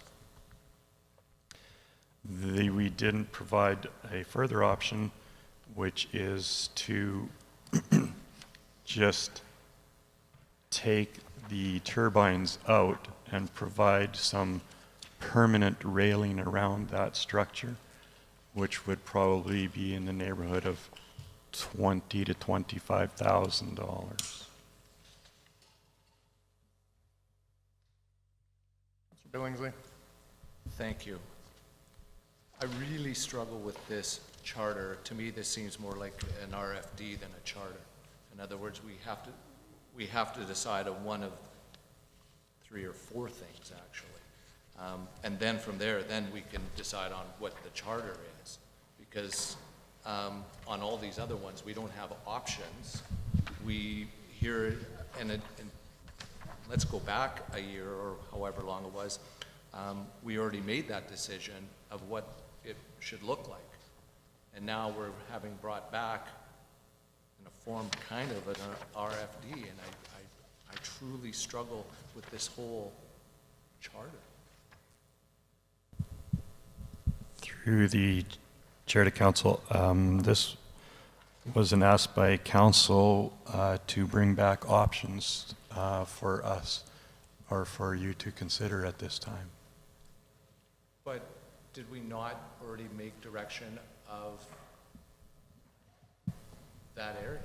And then from there, if that's the case, shouldn't it be an RFD to decide once again of the fate of what that space is going to look like? And then once that space has been determined, then it comes back as a charter. Is that fair?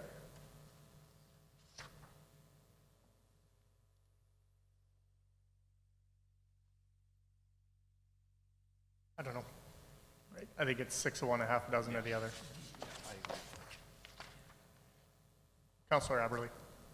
Thank you, Mayor Gandon.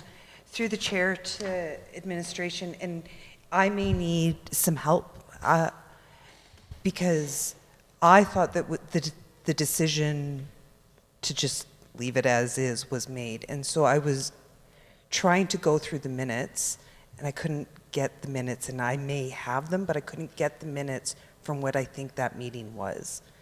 So no decision was made, and I'm remembering that wrong? Through the, excuse me, through the chair to council, That's correct. There is no, council provided to administration no direction to do this route or that route. Okay.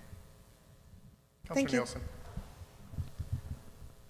And that's, sorry, through the chair to administration, that's how I recall that we had asked to investigate a couple of different options, and we wallowed around in that conversation and didn't end up anywhere, to my recollection. I guess coming out of the information provided here, the cost is basically $1 million for a teaching pool, $1 million for a splash pad, and then, but you put in that it's basically $1 million for the board rider. And I guess I would challenge that, because if we have to replace the turbines, then yes, it's $1 million. Councillor Nielsen. And yes, Kevin. I don't care who you're talking to, but you need to speak in your mic. Otherwise, your whole speech is for naught. We can't have that. But it strikes me we've added $1 million for fixing the board rider, but I'm not convinced that information is necessarily accurate, because we haven't ascertained the level of damage to the turbines, because we were reluctant to spend, what was it, $20,000 or $10,000 or whatever it was to actually check it out. So I go back to Councillor Billingsley's comment. I'm lacking information here, because if the turbines could be retrofitted or fixed or whatever for $100,000 versus a splash pad for $1 million, I know where my vote would likely go. But I don't have that information. But I think indicating that it's $1 million to reopen the wave rider has not yet been proven factual. Through the chair to council, excuse me, that would be correct until we take out the turbine, which was the original ask some time ago. That would, back then, I believe, like you said, was in that $10,000 or $11,000 range. Until we take that out and send it in, we have the third option that we're looking at here is to refurbish the board rider. We would have not a great clue until we know that information. Thank you.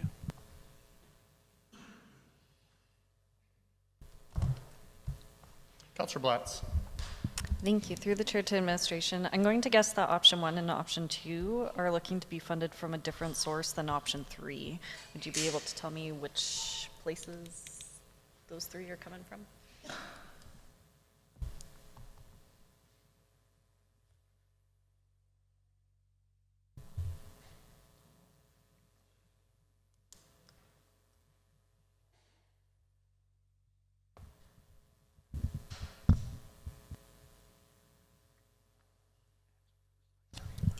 Sorry, the funding source is through LGFF. Councillor Billingsley. Thank you. I would like clarification of exactly, it doesn't seem to be very clear of exactly what motions, where we're at. We talk about the, because I know we've had this discussion. But you can give that direction now. But if we've already gave that direction of it being a storage facility or having a bench there or whatever it was, why is this bringing forward again? And if we haven't given direction, that's fine. Yeah. But I believe that we had. But I don't know that to be fact. So, and not knowing to be fact, if the majority of council still feel that it is fine the way that it is, Yeah. and it's being used as storage, then this motion is defeated or thumbs down, and we carry on. Thank you.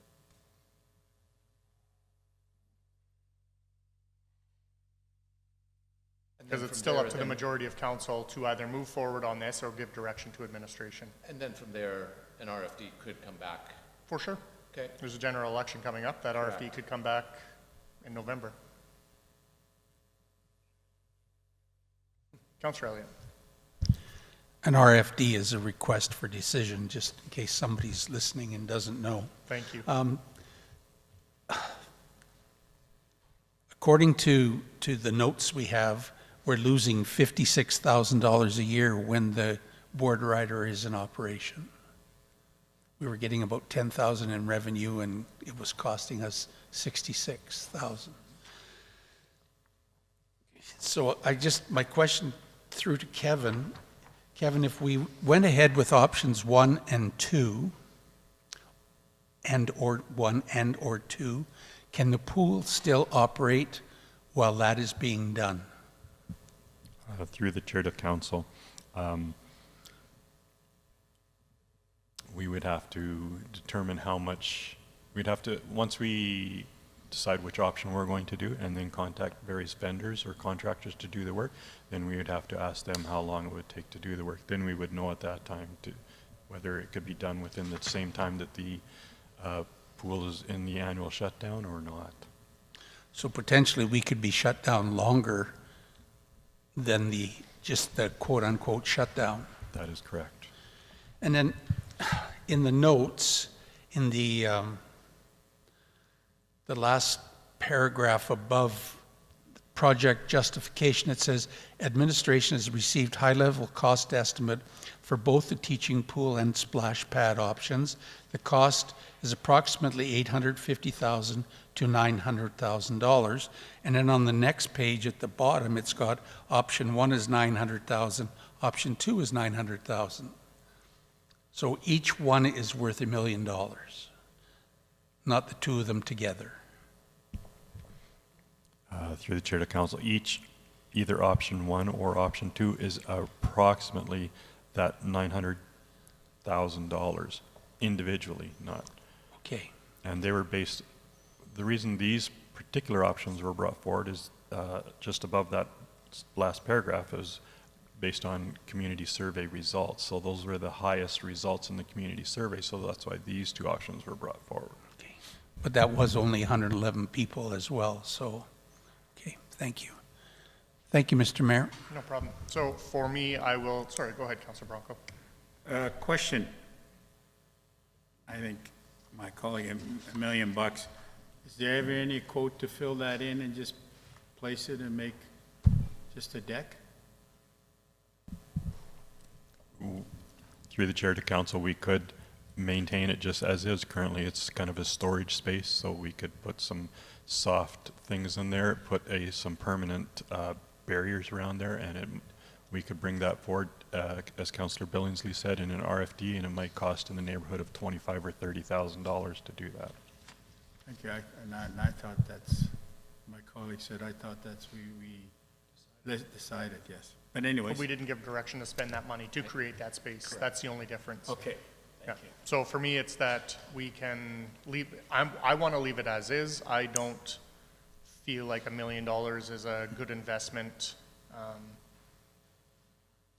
in the space. I think it's quite adequately being used as storage. I think that's been the direction that council has given in the past. So I won't support any of the options. Status quo was fine by me. And if council in the future or following this wants to pursue a more permanent storage place, then they're also welcome to make that suggestion or RFD request for a decision. Go ahead, Councillor Nielsen. Thank you. But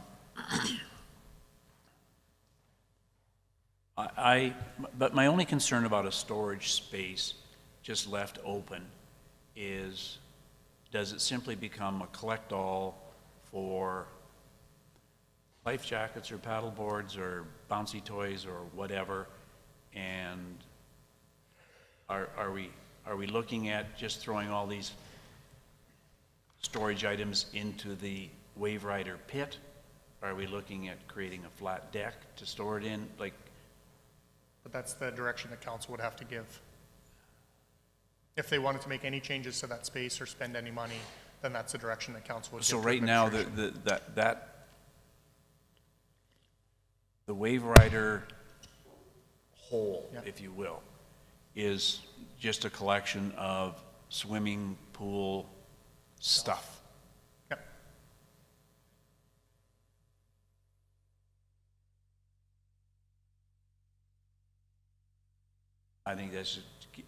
Personally, I think it just gives rise to, But you can make that suggestion now where, sorry, but I thought you said that's what you were saying, maintain the status quo. That's what you're putting on the table. no. I'm saying sorry. that this is how I feel. Okay. So I wouldn't be voting for anything that's being listed here.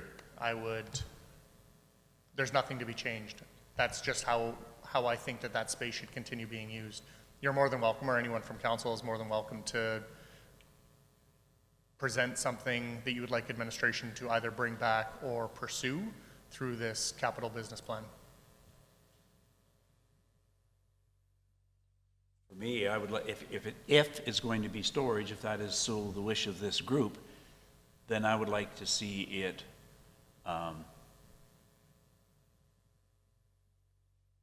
the space created where it just isn't a hole that we throw stuff into to retrieve.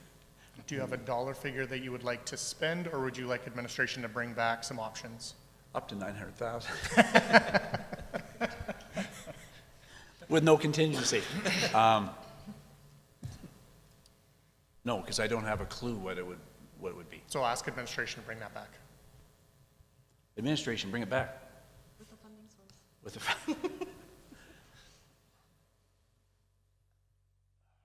But that's exactly the process we need to go through. Yeah, I understand. Councillor Elliott. Thank you, Mr. Mayor. So we just went through talking about racks and things at Public Works. And so in line with what Councillor Nielsen's saying, I'd like to see this site renovated to be more efficient and to be aesthetically pleasing at the same time. So we don't just have a hidey hole, but it actually looks nice on the outside as well. So you're proposing that with an estimate or a dollar and a funding source? Yes. Okay. Thank you. Is that a motion? For a straw poll, yes. After we vote on this one. Nope. Nope. There's no motion made.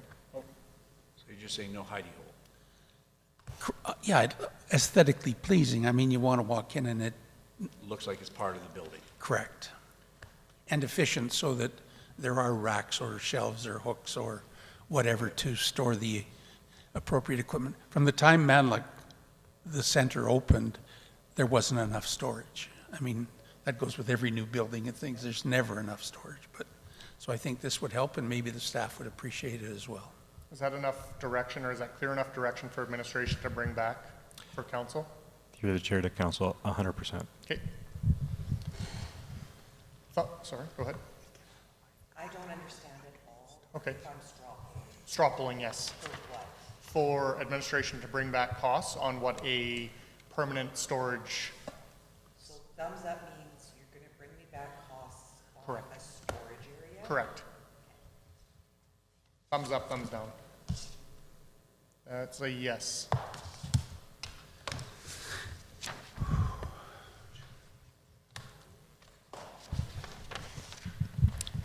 The next item on the list is the Arena 1 plant brine pump. If you look at page 2 of that, you'll see some of the corrosion. The pictures aren't great, but you'll see some of the corrosion. The bottom picture there, actually, if you look right in the middle, there's pieces of that entire structure should be made out of C-channel steel, and you can see large sections of that where you can put your hand through that. So the base is failing. The pump itself, right above, you can see the corrosion on the pump itself, so it just needs to be replaced. Brine is kind of a caustic environment, so the pump has served its life cycle.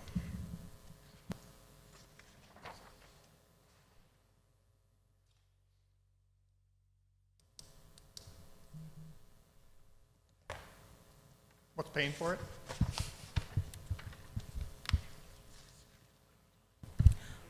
Through the chair to council, it's the Facility Lifecycle Asset Management Reserve. Thank you.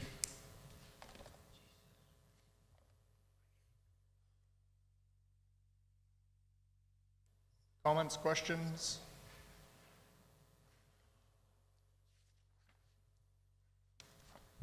Councilor Bronco. Thank you, Tyler. Kevin, would this apparatus or this machinery have to be removed in order to build, to repair the existing pad, or does it stay on site? Through the chair to council, pending this pump actually lasts this season, then it would, when the season is over, then we would remove the pump and the metal structure and see if the concrete is good enough to reuse, or we'd have to pour new concrete, build up the metal structure, and then put on a new pump. And this price would include new concrete or just repair the old one? Because right now you're saying repair, but not construct of a new concrete pad if this is unsuitable to hold the equipment. Through the chair to council, currently the pricing listed here is to replace the pump and replace the base on the pump. We're hoping that the concrete will be okay. And time allowed for shutdown, or does it matter because we're somewhere we're not using concrete? So the facility would be out. That's a stupid question. Through the chair to council, we would do this after the ice is out, and so we would have the summer to kind of get the work done. So on doing that, and if it needed the concrete base to be repaired, you would come back to council for another addition of funding? Through the chair to council, if we couldn't get the repair done within the price listed here, then we would have to come back to council, correct? Thank you. Councilor Elliott. Thank you, Mr. Mayor. Just sharing a concern with you, Kevin. Kevin, this was discovered in the summer of 2023. It's going to be fixed in 2026. Do we have any other emergent happenings that we may need to fix sooner rather than wait until things break down? Through the chair to council, the arena, in the entire plant at the arena is older, as you know. We just replaced one of the ice plants at a great expense, but everything is working great right now. There will be a capital charter brought forward at a future time to replace the entire ice plant in the near future in this other facility. Well, I know you've set up a preventive maintenance schedule, and you're trying to get that rolling and things, but I just wondered if there was anything else that was emergent that we might have to deal with. Through the chair to council, we're trying to keep ahead of that by doing our preventative maintenance and looking where the issues are, but things do happen. Like, for example, last year in the coolers, one of the fans failed, and it was so old that we couldn't get blades for it anymore, so we had to replace the entire fan. So things like that happen that we're not sure when the fan is going to fail, that the blades might fall off. Thank you. Thank you, Mr. Mayor.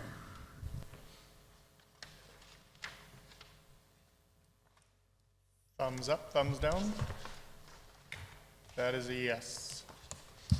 Go ahead, Councilor Nielsen. Thank you. And I don't know if the time is right now, that doesn't make sense. No better time than the present, Councilor Nielsen. Can I go back to growth? The growth capital expense, but I'm looking at 2027. And, no, let me back up. I see the total budget for capital projects in 2026 being $3.8 million. And then I see 2027, 12 million. And I'm wondering, we often talk about capacity. And I'm wondering why we're looking at 4 million this year and 12 million next year, and whether we've got projects in 2027 that really should be examined earlier. And so that's my preamble. So I would like to go back and talk about Air Cadet Building. It's on there for 2027, and as a council, we were invited to go look at that facility 2 years ago, and walls were shifting and holes were there, and the gun range was almost unusable. And is that project one that didn't score high enough so it was moved over, or was it not scored at all? Through the chair to Councillor Nielsen, this project was not brought forward this year. Administration is still awaiting feedback from the Air Cadets on what they would like to see with that space. So we're waiting for the Air Cadets That's correct. on our building. So we don't plan on doing anything until the cadets talk to us? Through the chair to Councillor Nielsen, we have proceeded with some projects. So for example, council previously approved repairing the roof on the building, which has progressed to the point where it's over top of the Air Cadet space, and we don't want to do anything further because pending what they would like to do with their space, it may make sense for us to do a full refurbishment or not. Okay, if I may be so bold, at the Parade of Programs, I talked to the head of the cadets, Sid Furness, and while we're waiting to hear from them, they're waiting to hear from us. And so I know that he's had some engineers in to look at it, but his comment is there hasn't been any conversation with the city. And so if I may, I would like to recommend that we move the project renovations to the Air Cadet building into the 2026 budget year for consideration. Just state the funding source. The same one that's here for the 250 in 2027. I just want it on record, that's all. I don't know what it is. Okay. So what is the funding source? It would be from the, It would be from the facility life cycle asset management reserve. Thank you. Could it not be from infrastructure surcharge? Because infrastructure surcharge deals with building envelopes. Yep. You can change a funding source. The funding source would be recommendation from administration. You can certainly do that. Well, I would certainly ask for consideration for it to be out of the infrastructure surcharge. As long as there's funding available, that's all. Well, according to our reserves, we're sitting on over $6 million on that. In the infrastructure reserve? Yes. Okay. So is that your motion and recommendation for funding source? Yes, please. Okay. Councillor Billingsley. So the motion is funding. So I want to talk about the charter of this. Can you tell me what page it's on, if you don't mind, please? We don't have a charter on this. Okay. Right, and that's sort of the problem I have with this, is these ones that go into 27, 28, and so on, I don't know what I'm agreeing to. Like, I don't know what that 250 is getting me. I don't know, is that a whole new building? Is that a roof? Is that a new gun range? Is that a new floor? Is that a new racking? Any of that, like, I have no idea what this project is other than where it is. In administration's budget for that for 2027, do you have a list of what was going to be done for that 250? through the chair to the rest of council, administration recently provided a BRI to council with some information on what that $250,000 could get. The $250,000 for 2027 serves as a bit of a placeholder. That's what we estimate the cost could be based on past estimates. I believe in April of 2024, there was an RFD that came before council with some of those estimates. But until we do the work to do the capital charter, we don't have concrete numbers. And I guess that's where I struggle with that. I agree. that there's money in the reserves. We identified this a couple years ago, that this was important. But we also, I have no idea, like you say, if this is just a placeholder. I think we need, I don't know if it's going to be more of a direction to administration to say, hey, get us a charter on this, so then we can add it to the budget at that appropriate time. Go ahead. So I asked Kathy for some information, which she provided through the BIR, in terms of what this would buy us. And really, based on what we saw, this $250,000, in my estimation, because, you know, I'm an engineer in my spare time, would cover only a portion of the deficiencies that the cadets would like to have looked at. Because it doesn't consider, with the information I received back, it doesn't consider anything in relation to doing anything significant with the gun range, which is an important aspect of what they're doing. And I'm led to believe, and you may be able to help me here, Mr. Mayor, at some point in the past, it was my understanding the RCMP used that, do they still do that? They've got their own space?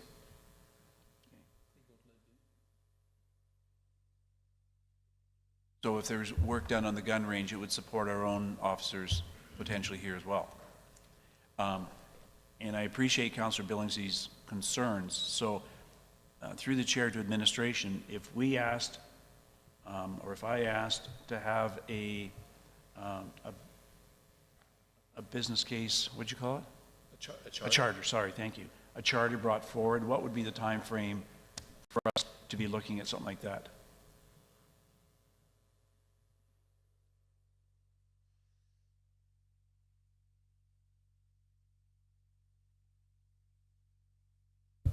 Through the chair to council, we may be able to meet that deadline ahead of September 22nd. We're estimating possibly a month to get updated quotes.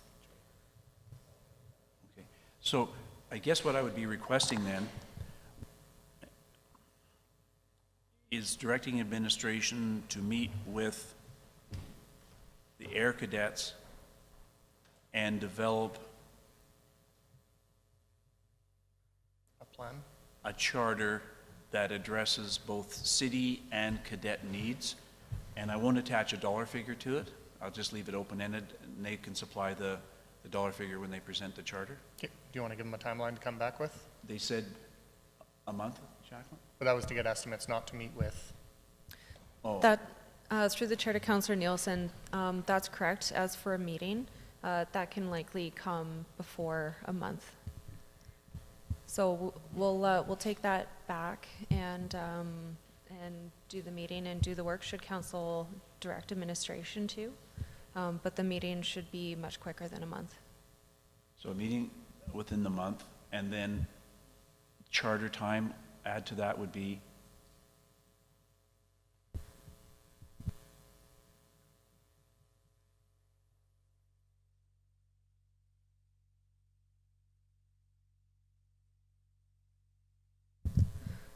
Through the chair to Councillor Nielsen, the other piece to consider, because this is coming from reserve, it could come at any time. So we are anticipating by the time we meet with the cadets and then get updated estimates, possibly 1.5 to 2 months.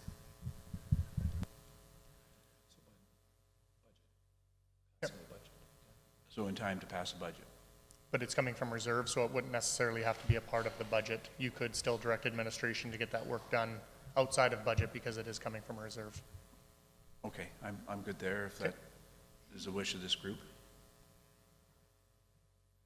Okay, is everybody clear what the ask is?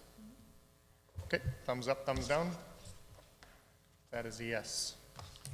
And if I may, I opened up by talking about $3.8 million versus $12 million in terms of 2026 to 2027. Is there a reason why everything is so heavily skewed into 2027? Through the chair to council, it's just, there's a number of capital projects brought forward this year, and like you said, we're trying to plan based on capacity to be able to do each project each year. And so if it didn't score as high as some of the other projects, then we just moved it into next year or one of the years after. So when we get to next year, although that list will be rescored along with any new projects brought forward, and then the unfunded items will be moved to another year. So it's just to maintain the integrity of what was previously brought forward, that it's still there, it's just moved to a different time frame. So could I potentially expect then that while we're looking at these numbers on the 5-year capital expense, that while it's $4 million this year, 12 next, 7 next, 4, 4, 4 over the next number of years, we would see that number 12 just jumping from column to column to column as we score and move things over another year? Through the chair to council, that would be correct. Thank you. Councillor Billingsley. Thank you. I too have some concerns about that 2027 and going forward as they were called placeholders. And I look at the lights at L. Arner Ball Diamonds, and we've got a number of $750,000 there. I don't recall, and maybe one of us or the group of us decided that that would be a potential budgetary item. It was. We did? Yeah. And that's why it falls under unfunded. So we have is it just a suggestion by one councillor, or is it an actual motion? Can be both, because you're allowed to, as a councillor, bring forward items for budget. CAO asks for that for members of council to bring things forward for budget, for consideration, for council's approval. Okay, thank you. Anything further? We're going to break for lunch until 1 o'clock.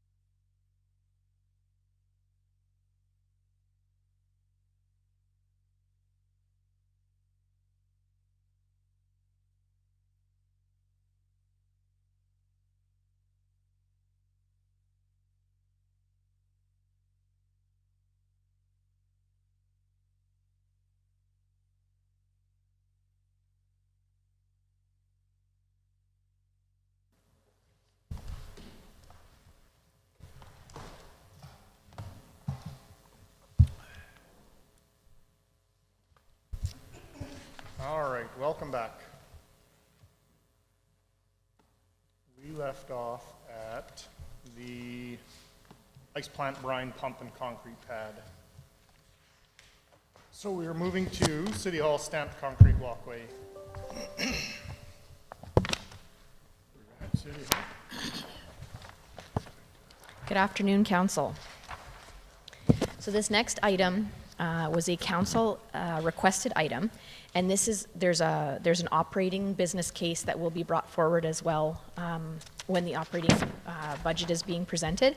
But this component here is for the stamped concrete walkway. So in front of City Hall right now, there is a cobblestone walkway, which the stones end up shifting. There's some weeds and grass that grow in between them, so we're proposing to pull out all those cobblestones and replace it with a stamped concrete, so that it's a little bit safer with not having uneven edges and things like that, and just for additional visual appeal. And this will be, or is proposed to be funded through the Facility Lifecycle Asset Management Reserve. If you have any questions, I'd be happy to answer them. Bronco. Thank you, Kathy. I don't know how to say, but yes, the weeds growing between the paving stones are horrible. But I would suggest, my opinion, that we forget patterned concrete. Yes. One, patterned concrete is very hard to shovel come winter time. Number two, are we putting a high gloss sealer? Because we have all on Main Street, we have all that patterned concrete and we never maintained it. And I think if we're gonna do it, let's go with the normal broom finish sidewalk. And the other thing too is, we have a lot of seniors here on council, walking in your bare feet on that patterned concrete, it's a killer. It's a killer, I'm telling you. You've got to have padded shoes to walk on patterned concrete, because I have that in my house, and I can't go walk bare feet on my patterned concrete. So I would,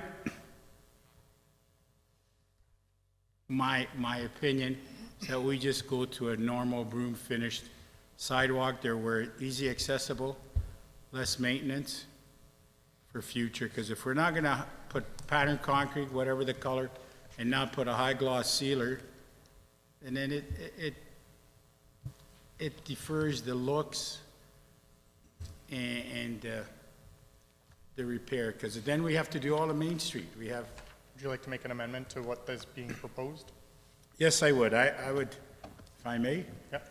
That at City Hall, that we just put normal broom finished concrete. Thank you. To the amendment. Councillor Nielsen. Boy, I wish I would have had that recommendation before he poured my stamped concrete. I tried. Because he learned as he went. Because everything he said is absolutely true. It becomes frigging treacherous in the wintertime, and especially if you're putting the high gloss sealer on. So, yeah. And if I may, I'd also add to Kathy's comments that to me, it isn't just a matter of some weeds growing up between the bricks. In actual fact, we've got sections where bricks are missing completely, and I think it detracts from the attractiveness of this being a feature building in our community. So I support the amendment. Councillor Elliott. Thank you, Mr. Mayor. Just through to administration, I'm not a concrete expert by any stretch of the imagination, but I'm just wondering, is there some kind of concrete that would complement the building? That was the idea, I think, behind the cobblestone, was to complement the feature that we have here. And I just wondered if there was something else that would be, similar, but still be safe. Through the chair to council, there are options for tinting concrete, so we can definitely look at that, still with a broomed finish, but have it tinted. Okay, great, thank you. Thank you, Mr. Mayor. To the amendment, changing it to a broom finish concrete. That is a yes. Now back to the project as a whole. Anything further? Go ahead, Councillor Aberley.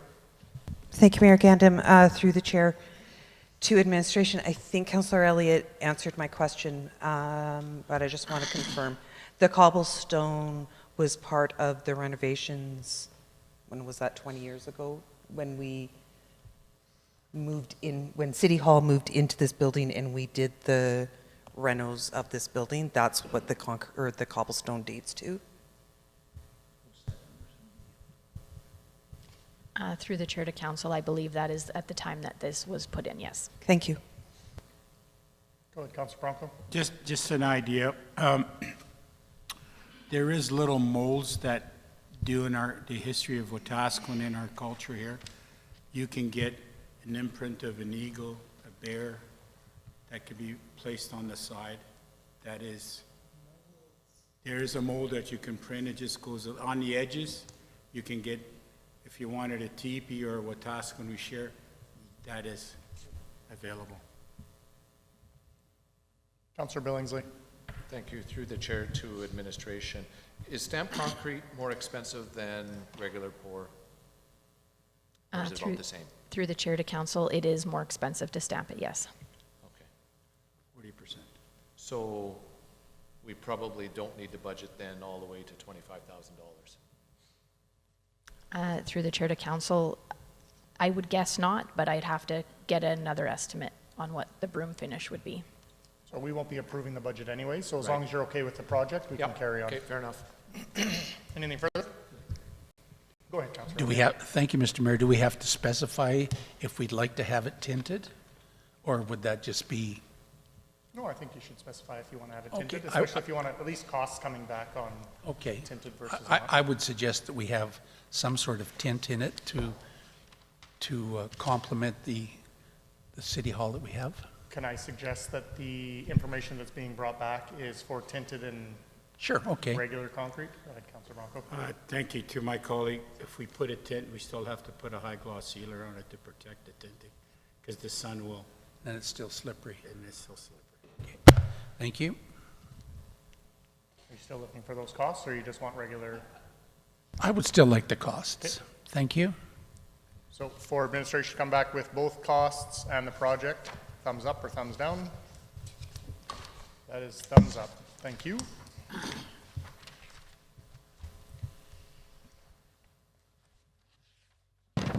Interest signs?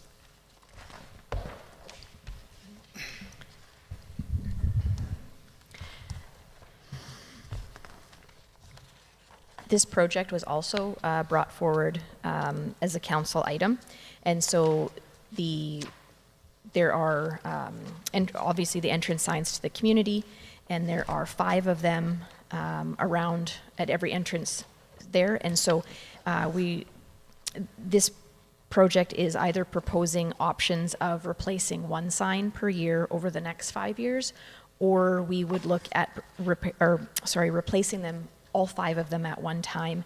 That's actually what's written as a recommendation in the budget. So the cost would be for all 5 signs. But there's a few options there just to replace kind of the paneling. There's an option for a complete, new sign if that was something that you wanted. But there's those different options, I guess, for council to consider. Councilor Nielsen. Thank you. Through the chair to Kathy.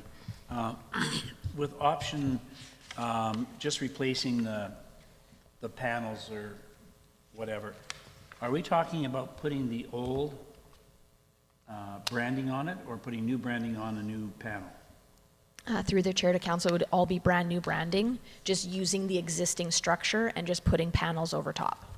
And in relation to that, what is the status of the existing framework, brickwork, all that kind of stuff? Through the chair to council, I believe we did have the south entrance sign, wind had pulled one of the panels down, and so at that time, we had looked at it and everything looks good at this point, but once we take off more panels, there may be some issues underneath that we don't see right now. So right now, we're making, I guess, an assumption that everything is where we've looked already is all good with all the other signs as well. And some of the signage I'm gonna use the word end caps are missing. We're looking at capping the whole thing, so there won't be open end caps, so to speak. Yeah, through the chair to council, we would basically rehabilitate the signs where required, for sure. And I guess looking at the 5-year capital expense in the binder, it only, while you talk about 5 signs, it showed 18,625 4 times. So there's a disconnect between 5 signs and 4 signs. So, but you're saying it is 5 signs. I would like to see all the signs done at exactly the same time and brought up so the branding is proper. And if our base structure is already in decent shape, using it and just putting new panels up. The other part of that, there's no lighting on any of our signs, is there? Through the chair to council, there are no lights on the signs, no. And I guess I wonder if there's any value in putting some solar lighting panels in or not. So that's just an open-ended question. And again, it would be dependent upon my colleagues' wishes as well. But I'd like to see all of them done. And the budget for that was coming out of taxation? That's correct. But could that not be coming out of that other acronym? Pardon?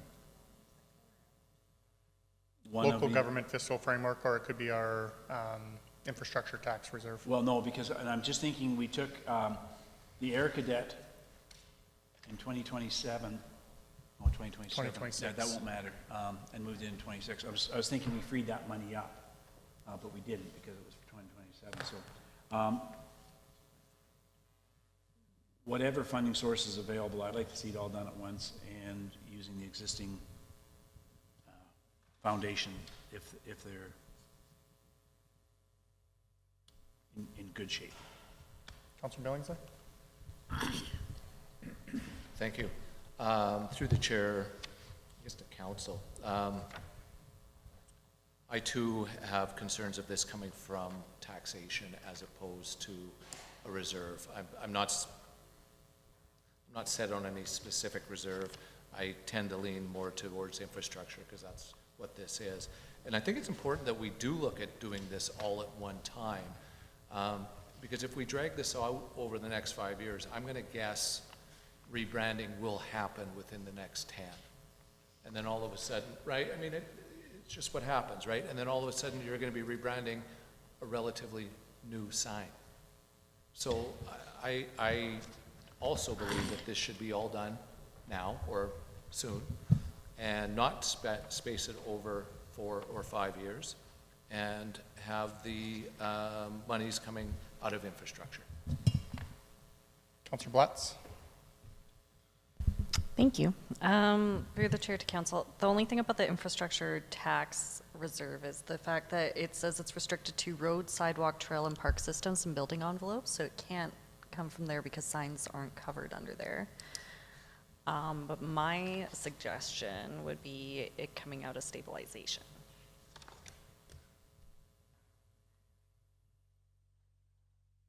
Councilor Bronco? Thank you, Mr. Chair, to my colleagues.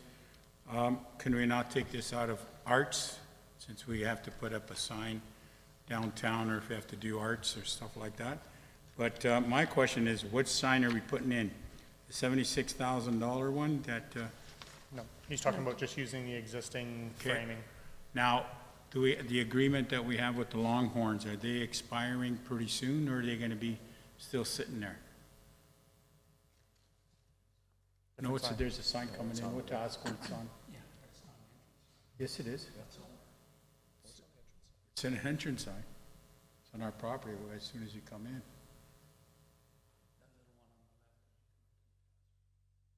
Yeah, well, it's a brick one that before the golf course. Yeah. So is our agreement with the Longhorns expired, or does it stay on?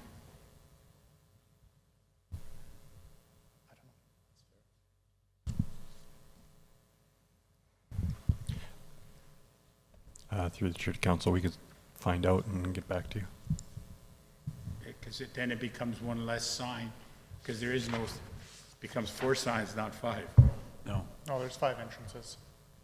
But that is one entrance, but that whole, Are you talking about the one at the hill at Centennial Park? yes, Yeah, that's not the sign that's being talked about being replaced. The one that they're talking about is north of the set of lights at the golf course with the Wetaskiwin sign.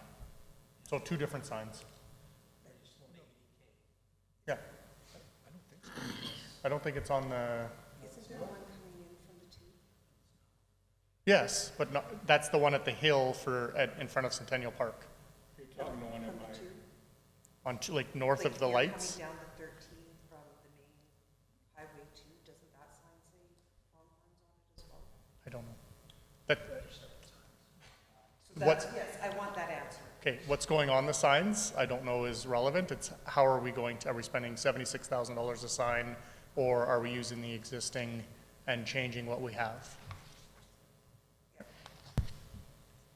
I do think, that was one of my questions, is the same as Councillor Bronco's, is that if we've put in an agreement with somebody, is that one of the signs? I think that's what I want to know. Is it, if we have an agreement for one of our signs for the Longhorns, is that going to impact this at all? That's an information I'd like to know. Yep. Thank you, Mr. Mayor. Our entrance signs are the blue and white signs that say Wetaskiwin, and then it's got welcome and Cree on the top. Those are our welcome signs. Those are the 5 things we're talking about, correct? like in this picture here. But we're not talking about the Longhorn sign or anything else. We're talking about the big blue and white that have flowers planted in front of them with a brick base. But in front of the brick base, I believe, is home of the Longhorns. Yeah. But if that's on the brick base, that's not the sign itself. Right. Yeah. Okay, so But I think what we're debating here is whether or not we're going to go with brand-new signs, or we're reusing what we have and would get a rendering of what that's going to look like moving forward. If there's an agreement with the Longhorns or anybody else that are on that sign, that would be part of that moving forward. But deciding what we're going to do and how we're going to replace it are 2 different things in terms of what's on the sign. So we're talking about $18,000 each, correct? If we're going to go, because it says here, cost $76,991 per sign. That's for a total replacement, correct? Correct. But if we go with our own base and things, then it's going to be about $18,000 a sign. No, that's 5 Kathy? signs. That's 5 Correction, the 18,625 is to replace all 5 signs, the paneling on all 5 signs. Oh, okay, all right. Yeah. And I know you don't want me to say anything about what goes on the sign, but the signs we have currently have got Cree syllabics on it saying welcome. And I don't think we can delete that from our new signs because we've already set the precedent there. Yep. So I think that has to be included. For sure. And maybe we talk about with Norquest as well. So Yep. thank you, Mr. Mayor. Thank you, Kathy. Councillor Aberley. Thank you, Mayor Gandam. Through the chair to council, I just want to give my 2 bits that I will not vote in favor of this if it comes out of taxation. So are we knowing where we want it to come from? Make a suggestion. And I would like to see it, if possible, to come from grants and not come out of a reserve. I just don't know if that's possible. Would local government fiscal framework cover entrance signs? Through the chair to Mayor Gandam, no. Would Canadian Community Building Fund cover entrance signs? No, because the cost of the grants don't meet the minimum threshold. The cost of this project doesn't meet the minimum threshold for these grants at $37,000. Okay. At $37,000. So then if infrastructure tax reserve doesn't cover that as well, so if we're just replacing the panel, you're talking 18,000 and change for all 5 signs, then my suggestion would be to come out of stabilization reserve, and then it doesn't come out of taxation, if all of our other avenues aren't accessible. Councillor Nielsen. Each sign is going to be $18,000.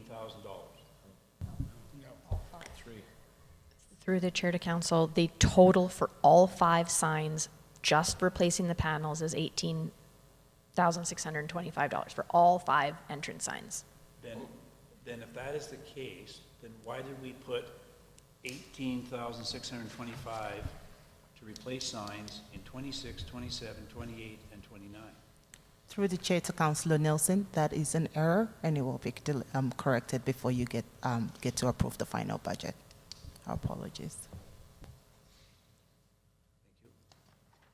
Okay, so my suggestion for a straw poll is replacing all 5 signs coming out of stabilization reserve in 2026. Design of the sign to come. That's a yes.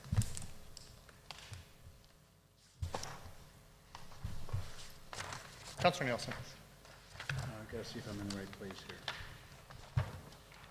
As you're finding it, I do want to say that I really like the conceptual design of the new signs as well. I know, me too. That's really struggling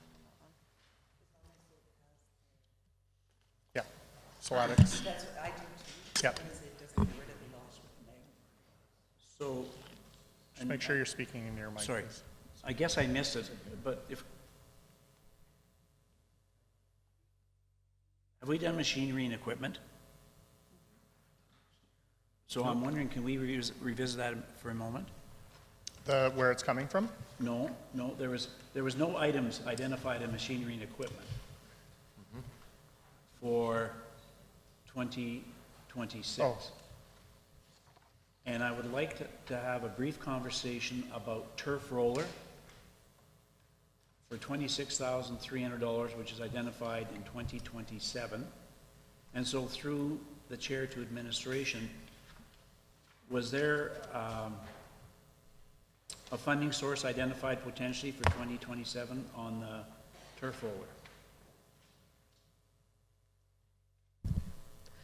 Through the chair to Councillor Nielsen, I'll just make a broad comment on why you haven't seen machine and equipment. We are waiting on the finalized fleet report before bringing back any charters for any equipment.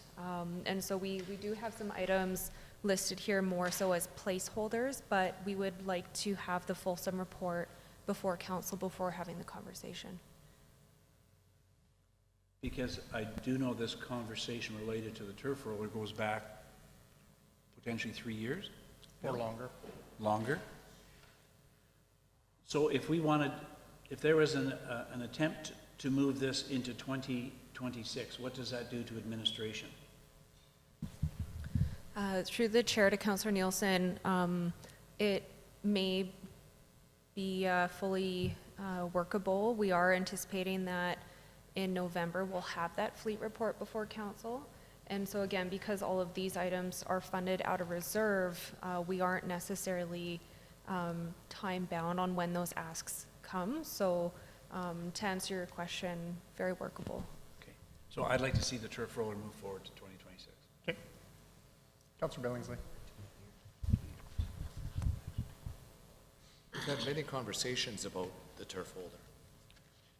And I think the last one, we decided that it didn't make sense. Dollar-wise, there wasn't enough substantial savings. But yet it's still back into here, even though we've had the conversation saying, no, thank you. And that wasn't that long ago. And what I'm wondering is, why are we, why is it there is a placeholder when we've already talked not that many months ago about it, and yet it's there, and now we're going to bring it forward, and I guess, and that's fine to bring it forward. I guess then from there, then we can have the discussion once again of whether or not we're going to do anything with it. But I don't understand why it was put as a placeholder when we already decided, no, thank you.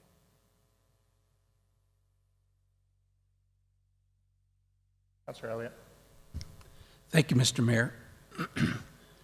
I think some of these things that were put in as placeholders, as you said earlier, were there to see if council had a flavor to go forward with it or not. Not necessarily that they were going to happen, but related to the turf roller, it takes 2 staff. Kathy, is it 4 hours or 8 hours? Kevin, it takes 2 staff 4 hours to roll it out, and then another 2 staff 4 hours to bring it back in? Is that correct? Through the chair to council. Currently the task of having the turf roller requires 2.5 hours to roll it out and 2.5 hours to roll it back up, totaling 5 hours. And it takes 2 staff. Part of the task requires up to 4 staff members to manually roll out the turf. So I think if we took that over a period of time, the $26,000 would pay for itself, plus the fact that our facility would be, pardon my English, more rentable, because we could have the turf out or we could have the turf in, depending if it was a ball group that wanted to come in or a soccer group that wanted to come in, or we want to have the drill hall floor for a social function. I think this would be amenable to making sure that we could market the facility much better. And what's the timeline for a turf roller?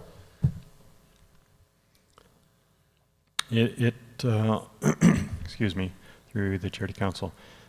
In an average year, the turf would be rolled out and rolled back. Sorry. What's the time difference if we had a turf Oh, roller? okay. It is estimated that the device would reduce the total time down to 4 hours each time instead of 5 hours. So that, and multiply that by 4 staff would be about 30 hours time savings. No, per time. Per session, per event. Because we would only need 1 staff then? You would require at least 2 staff members to 2 use with it. a staff roller. And you save 1 hour. It would be down to 4 hours instead of 5. So originally it was 5 hours, or 4 staff, 2 hours, 2.5 hours to roll it out, 2.5 hours to roll it back. We're saying with the turf roller, it would take a total of 4 hours, so 2 hours to roll it out, 2 hours to roll it back, but only require 2 staff instead of 4. So 20 hours versus 8 hours.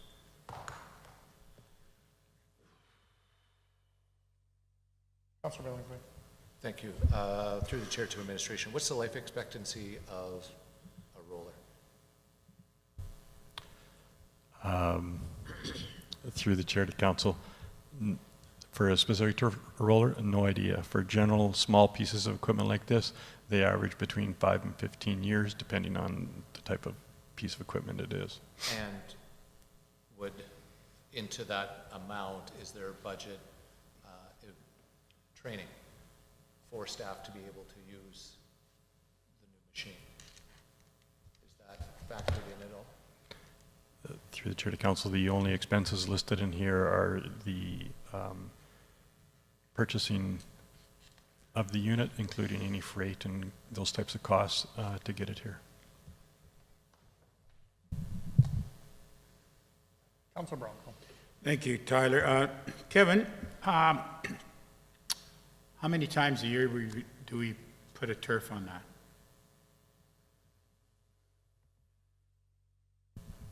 Through the chair to council, on average, it's 7 times.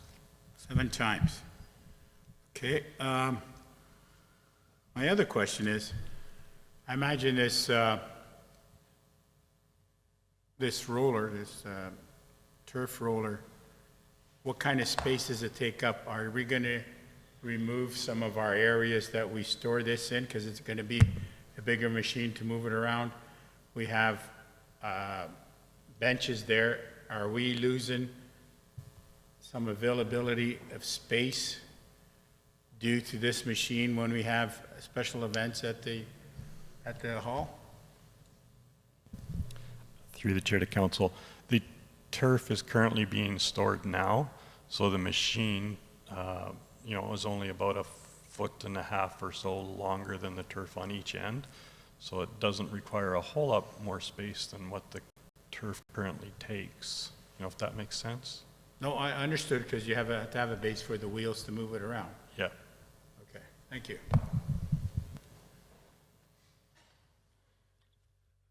Councilor Billingsley. So for a clarification, the turf gets put in, taken out about 7 times per year. And we would save 2 staff, so 8 hours per occurrence, so about 54 hours I've got 12 hours saved over 7. I've got 84 hours. Okay. Right. And if you're paying $25 an hour, you're saving $2,100.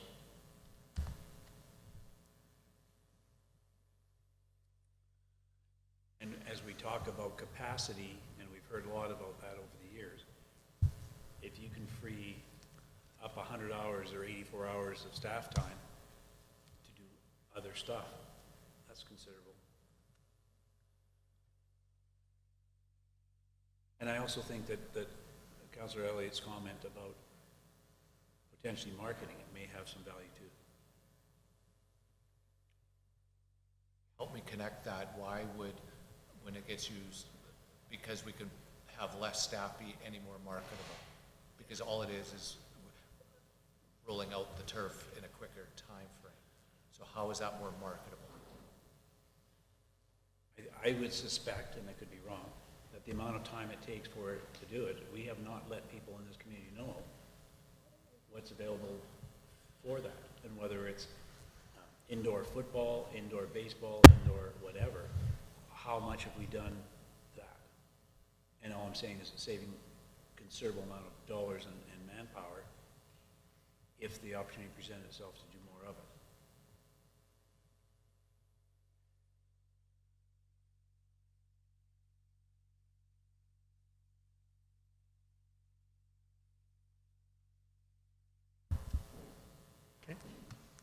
Thank you, Mayor Gandam. I was just going to say thank you, Mayor Gandam. Quick question to administration. If I am a group that would like the turf put down, do I pay extra money for that rental? Through the chair to council, as different programs are brought forward, administration's already planned those out, so my understanding is there's no additional cost to roll out the turf. We do that as the city provides that service. Thank you.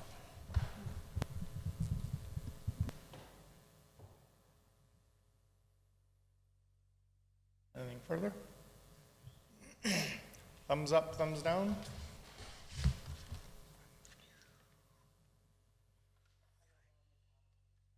That is not carried.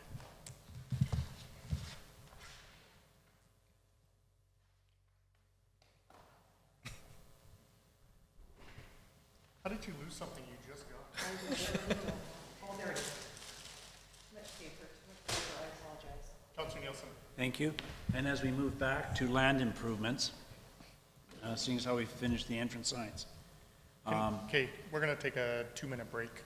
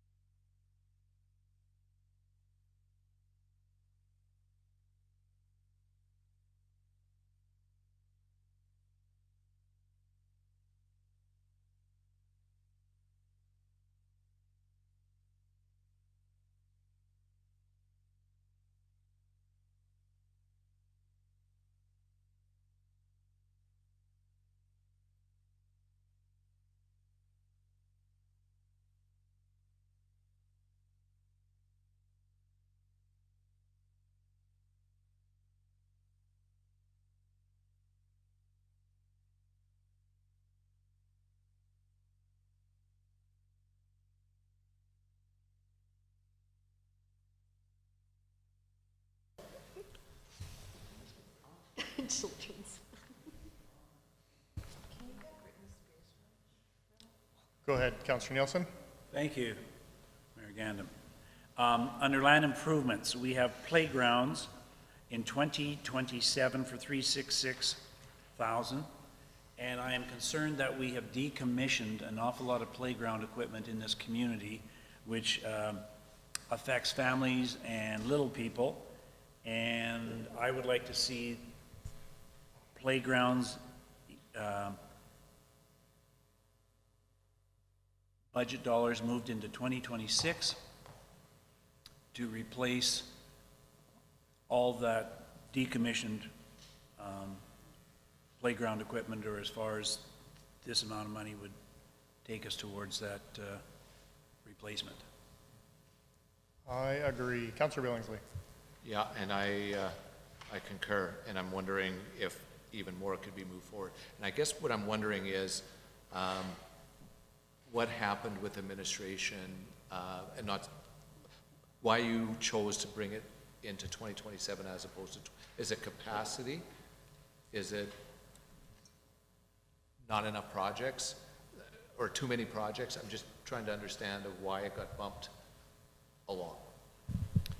Through the chair to council, administration held or tried to hold a number of public participation events this year, in-person ones, as well as we had at each playground like a QR code that you could scan and provide feedback. So administration was looking for feedback from the community on what type of playgrounds they would like to see based on the age of the group that was be playing there.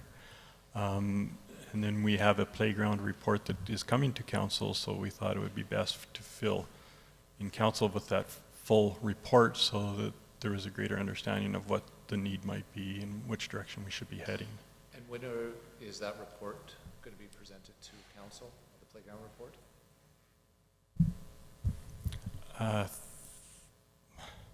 Through the chair to council, my understanding is that playground report will be is right after the election. So it provides an opportunity for perhaps any new council members to also be updated on that. So I am in favor of what Councillor Nielsen is talking about. And in fact, after seeing what is at the Splash Park and how quickly and how beautiful the park is, I have no problem with the 366 and wondering if we don't need to even allocate more money, depending on what the report says. We allocate it, and because it was obviously very quickly how they could build that playground within weeks.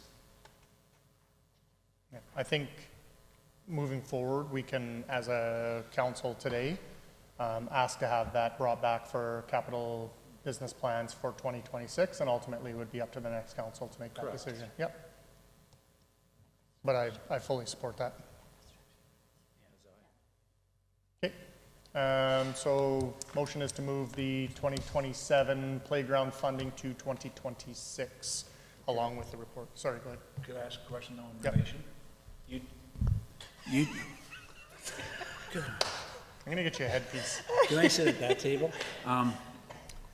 You talked about putting more money in out of the infrastructure surcharge. Are you making any recommendations that way? Well, You wanted to see the report. I want to see the report first, but is it possible that that 787 could also be moved forward? Like if there's money sitting in that reserve, what are we waiting for? I agree. So you're not ready to put any dollar into it as a placeholder in Correct. 2026? Until that, but it is entirely possible that it could be $100 or $1 million, or it could be the 366, depending on what this report has to say. Okay, I'm good with that. Okay. Everybody know what we're voting on? Thumbs up, thumbs down? Good to go. That is a yes. Anything else, Councillor Nielsen? Nope. No, there's not.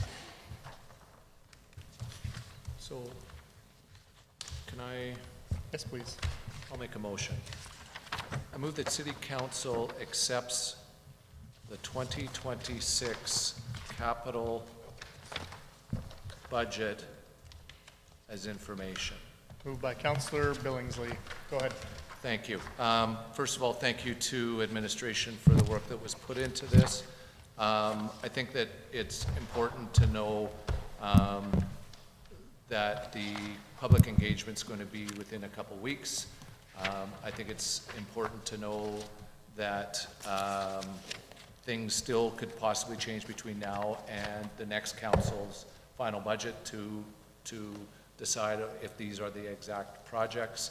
And I'm hoping then, as far as the time frame goes, that this can be passed at the same time as the operational budget in November. When So speaking to that motion, I guess, mine is more a clarification question, because I know I suspect that there were charters that were put forward that didn't make the grade, and when or are we going to have an opportunity to weigh in on some of those? And the reason I say that is because we've seen a number from the 2027 advance back into 2026. So I'm curious as to whether there are potentially other charters that were presented that didn't meet the scoring criteria to make it to this list, that council may have some strong sentiments about potentially adding to the capital list. So what would be the process by which we would get to look at the top 10 or 15 other charters that didn't score quite so well?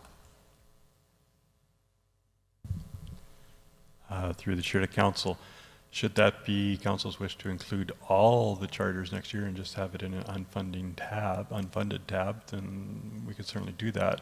Some of the charters that are listed now, or all the charters that are listed now that we've gone through have been fully developed and fleshed out, more than some of the unfunded ones, because like I said, the time process of when we start them.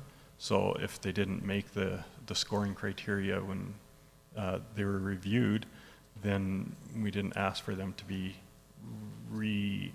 evaluated with newer up-to-date pricing and make sure all the information is up to date. So yes, we can certainly provide that.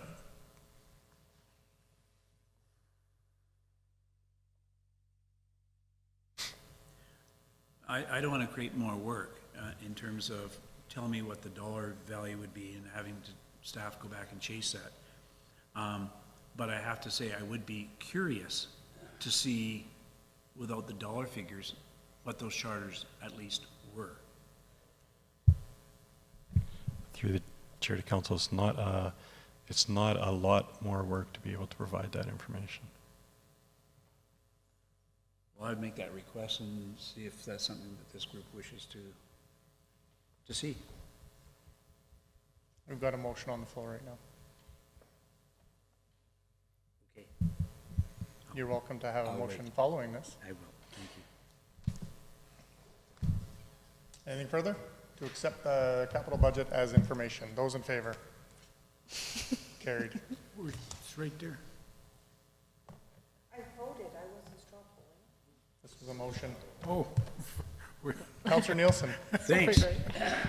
I would request a list of the charters that didn't make this particular capital list. I'm not looking at this point in time at the anticipated budget impact, but just what the nature of the project was, with the thought that if there's something there that piqued everyone's interest around this table, we could get further clarification or financial impacts of one or two items, perhaps.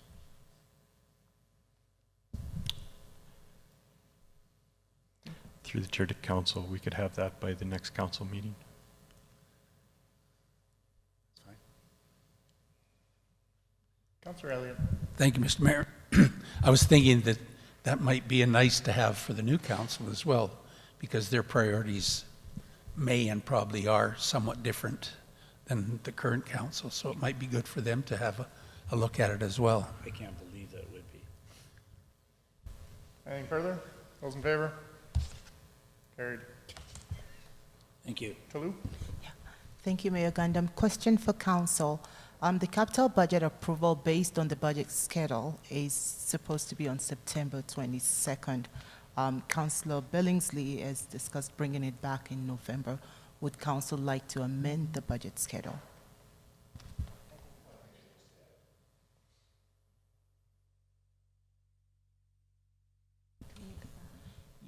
you had asked to have it brought back in November, and with the operating budget approval. The operating budget approval is on December 8th. So just wanted some clarity on the dates.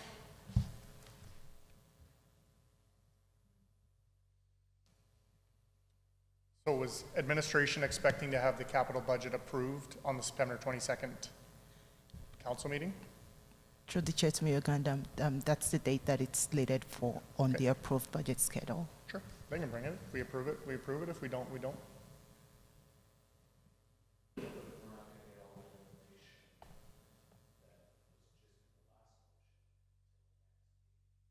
And some things can be approved, and some things don't have to be approved.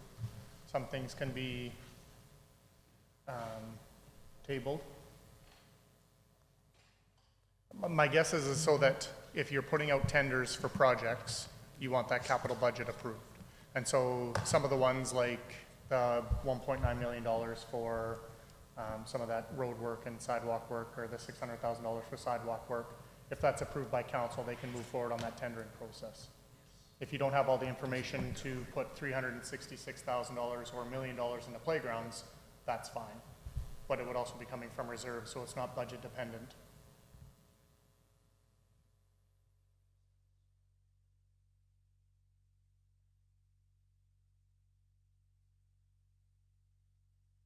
Councilor Bronco. Thank you. What is the damage to have this budget approved by next council? Like, we keep saying tenders for next year. Nobody knows if you put a tender out this year, what the cost of materials is going to be next year. Are we allowing, if we pass this budget on the 25th and we put tenders out in December, that the extra costs, because we can't get, contractors can't get a price, a firm price for 2026 without the year 2026. So is there a section in our tendering system that allow for an increase of that? Because we're charting on waters that hasn't been there. How can you get tenders for we don't know what the unit rates or the cost of materials or supplies are until 2026? Is there any damage to allow the next council to approve the budget? Because we don't know what they're going to do.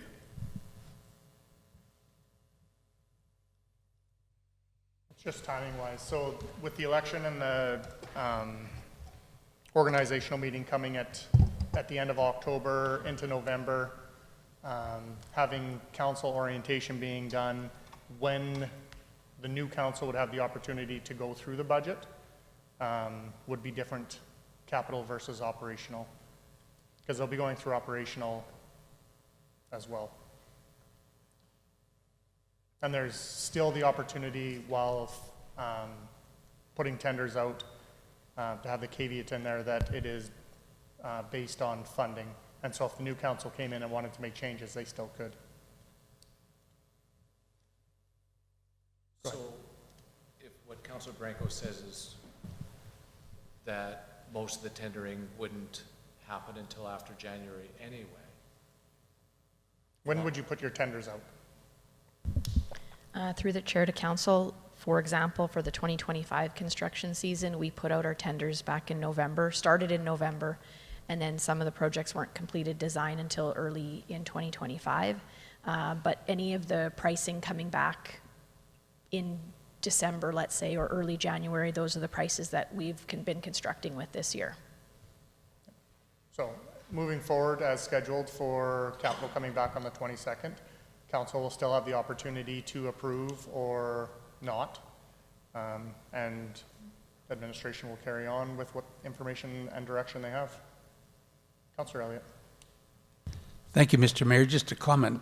Council has always requested of administration to get tenders out as early as possible so we get the best price and the best bang for our buck. So to me, this is in compliance with what we've been requesting for a number of years. So even if an organization or a company can get a a start on what we're proposing, at least we're going to be ahead, hopefully, of some of the other people who were requesting their services.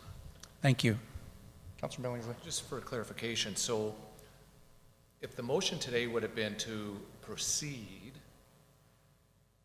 as opposed to accept for information, until the budget is passed in November, we still could we not have gone back on some of these because the final budget has not been passed? Through the chair to Councillor Billingsley, last year we approved the capital budget independent of the operating budget. So if the capital budget is approved by council on September 22nd, not November, or any other date that's selected by council, once the budget is approved, that's a go-ahead with administration to start working off of that. Okay, but in what was asked of us was to proceed. It wasn't to approve, it was to proceed. So you still would have come back on the 22nd or November. Was that the schedule on the approval. 22nd, was also to approve? Through the chair to Councillor Billingsley, the motion on the 22nd would be to approve the 2026 capital budget. And if I hadn't accepted for information, that still would have held true? Through the chair to Councillor Billingsley, correct. Thank you. Because that's the schedule for what the budget is. And again, council still has the ability to approve or not.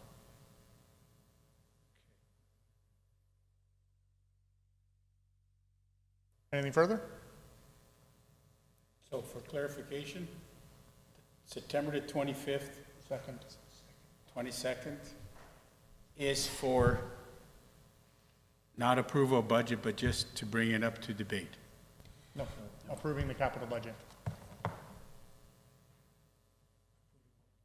Oh, today. And now on the 26th is to approve November. Oh, November. That would be operational. Okay, thank you.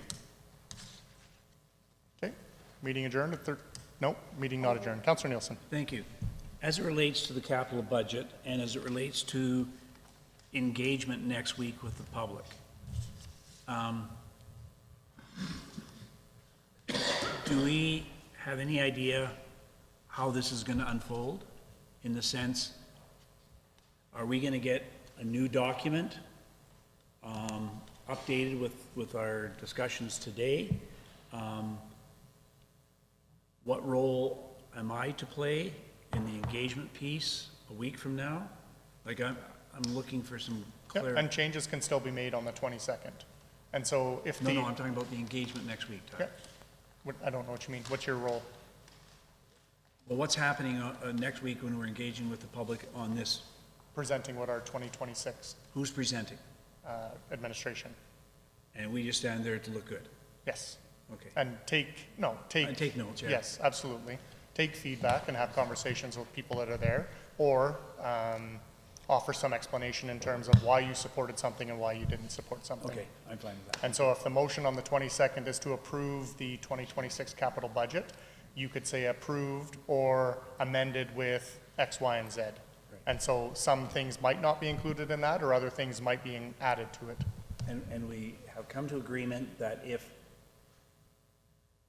we don't have all the data on some of the items we talked about today, You make the amendment to pull it out of the... we can do it well after the budget's approved. Yep. Thank you.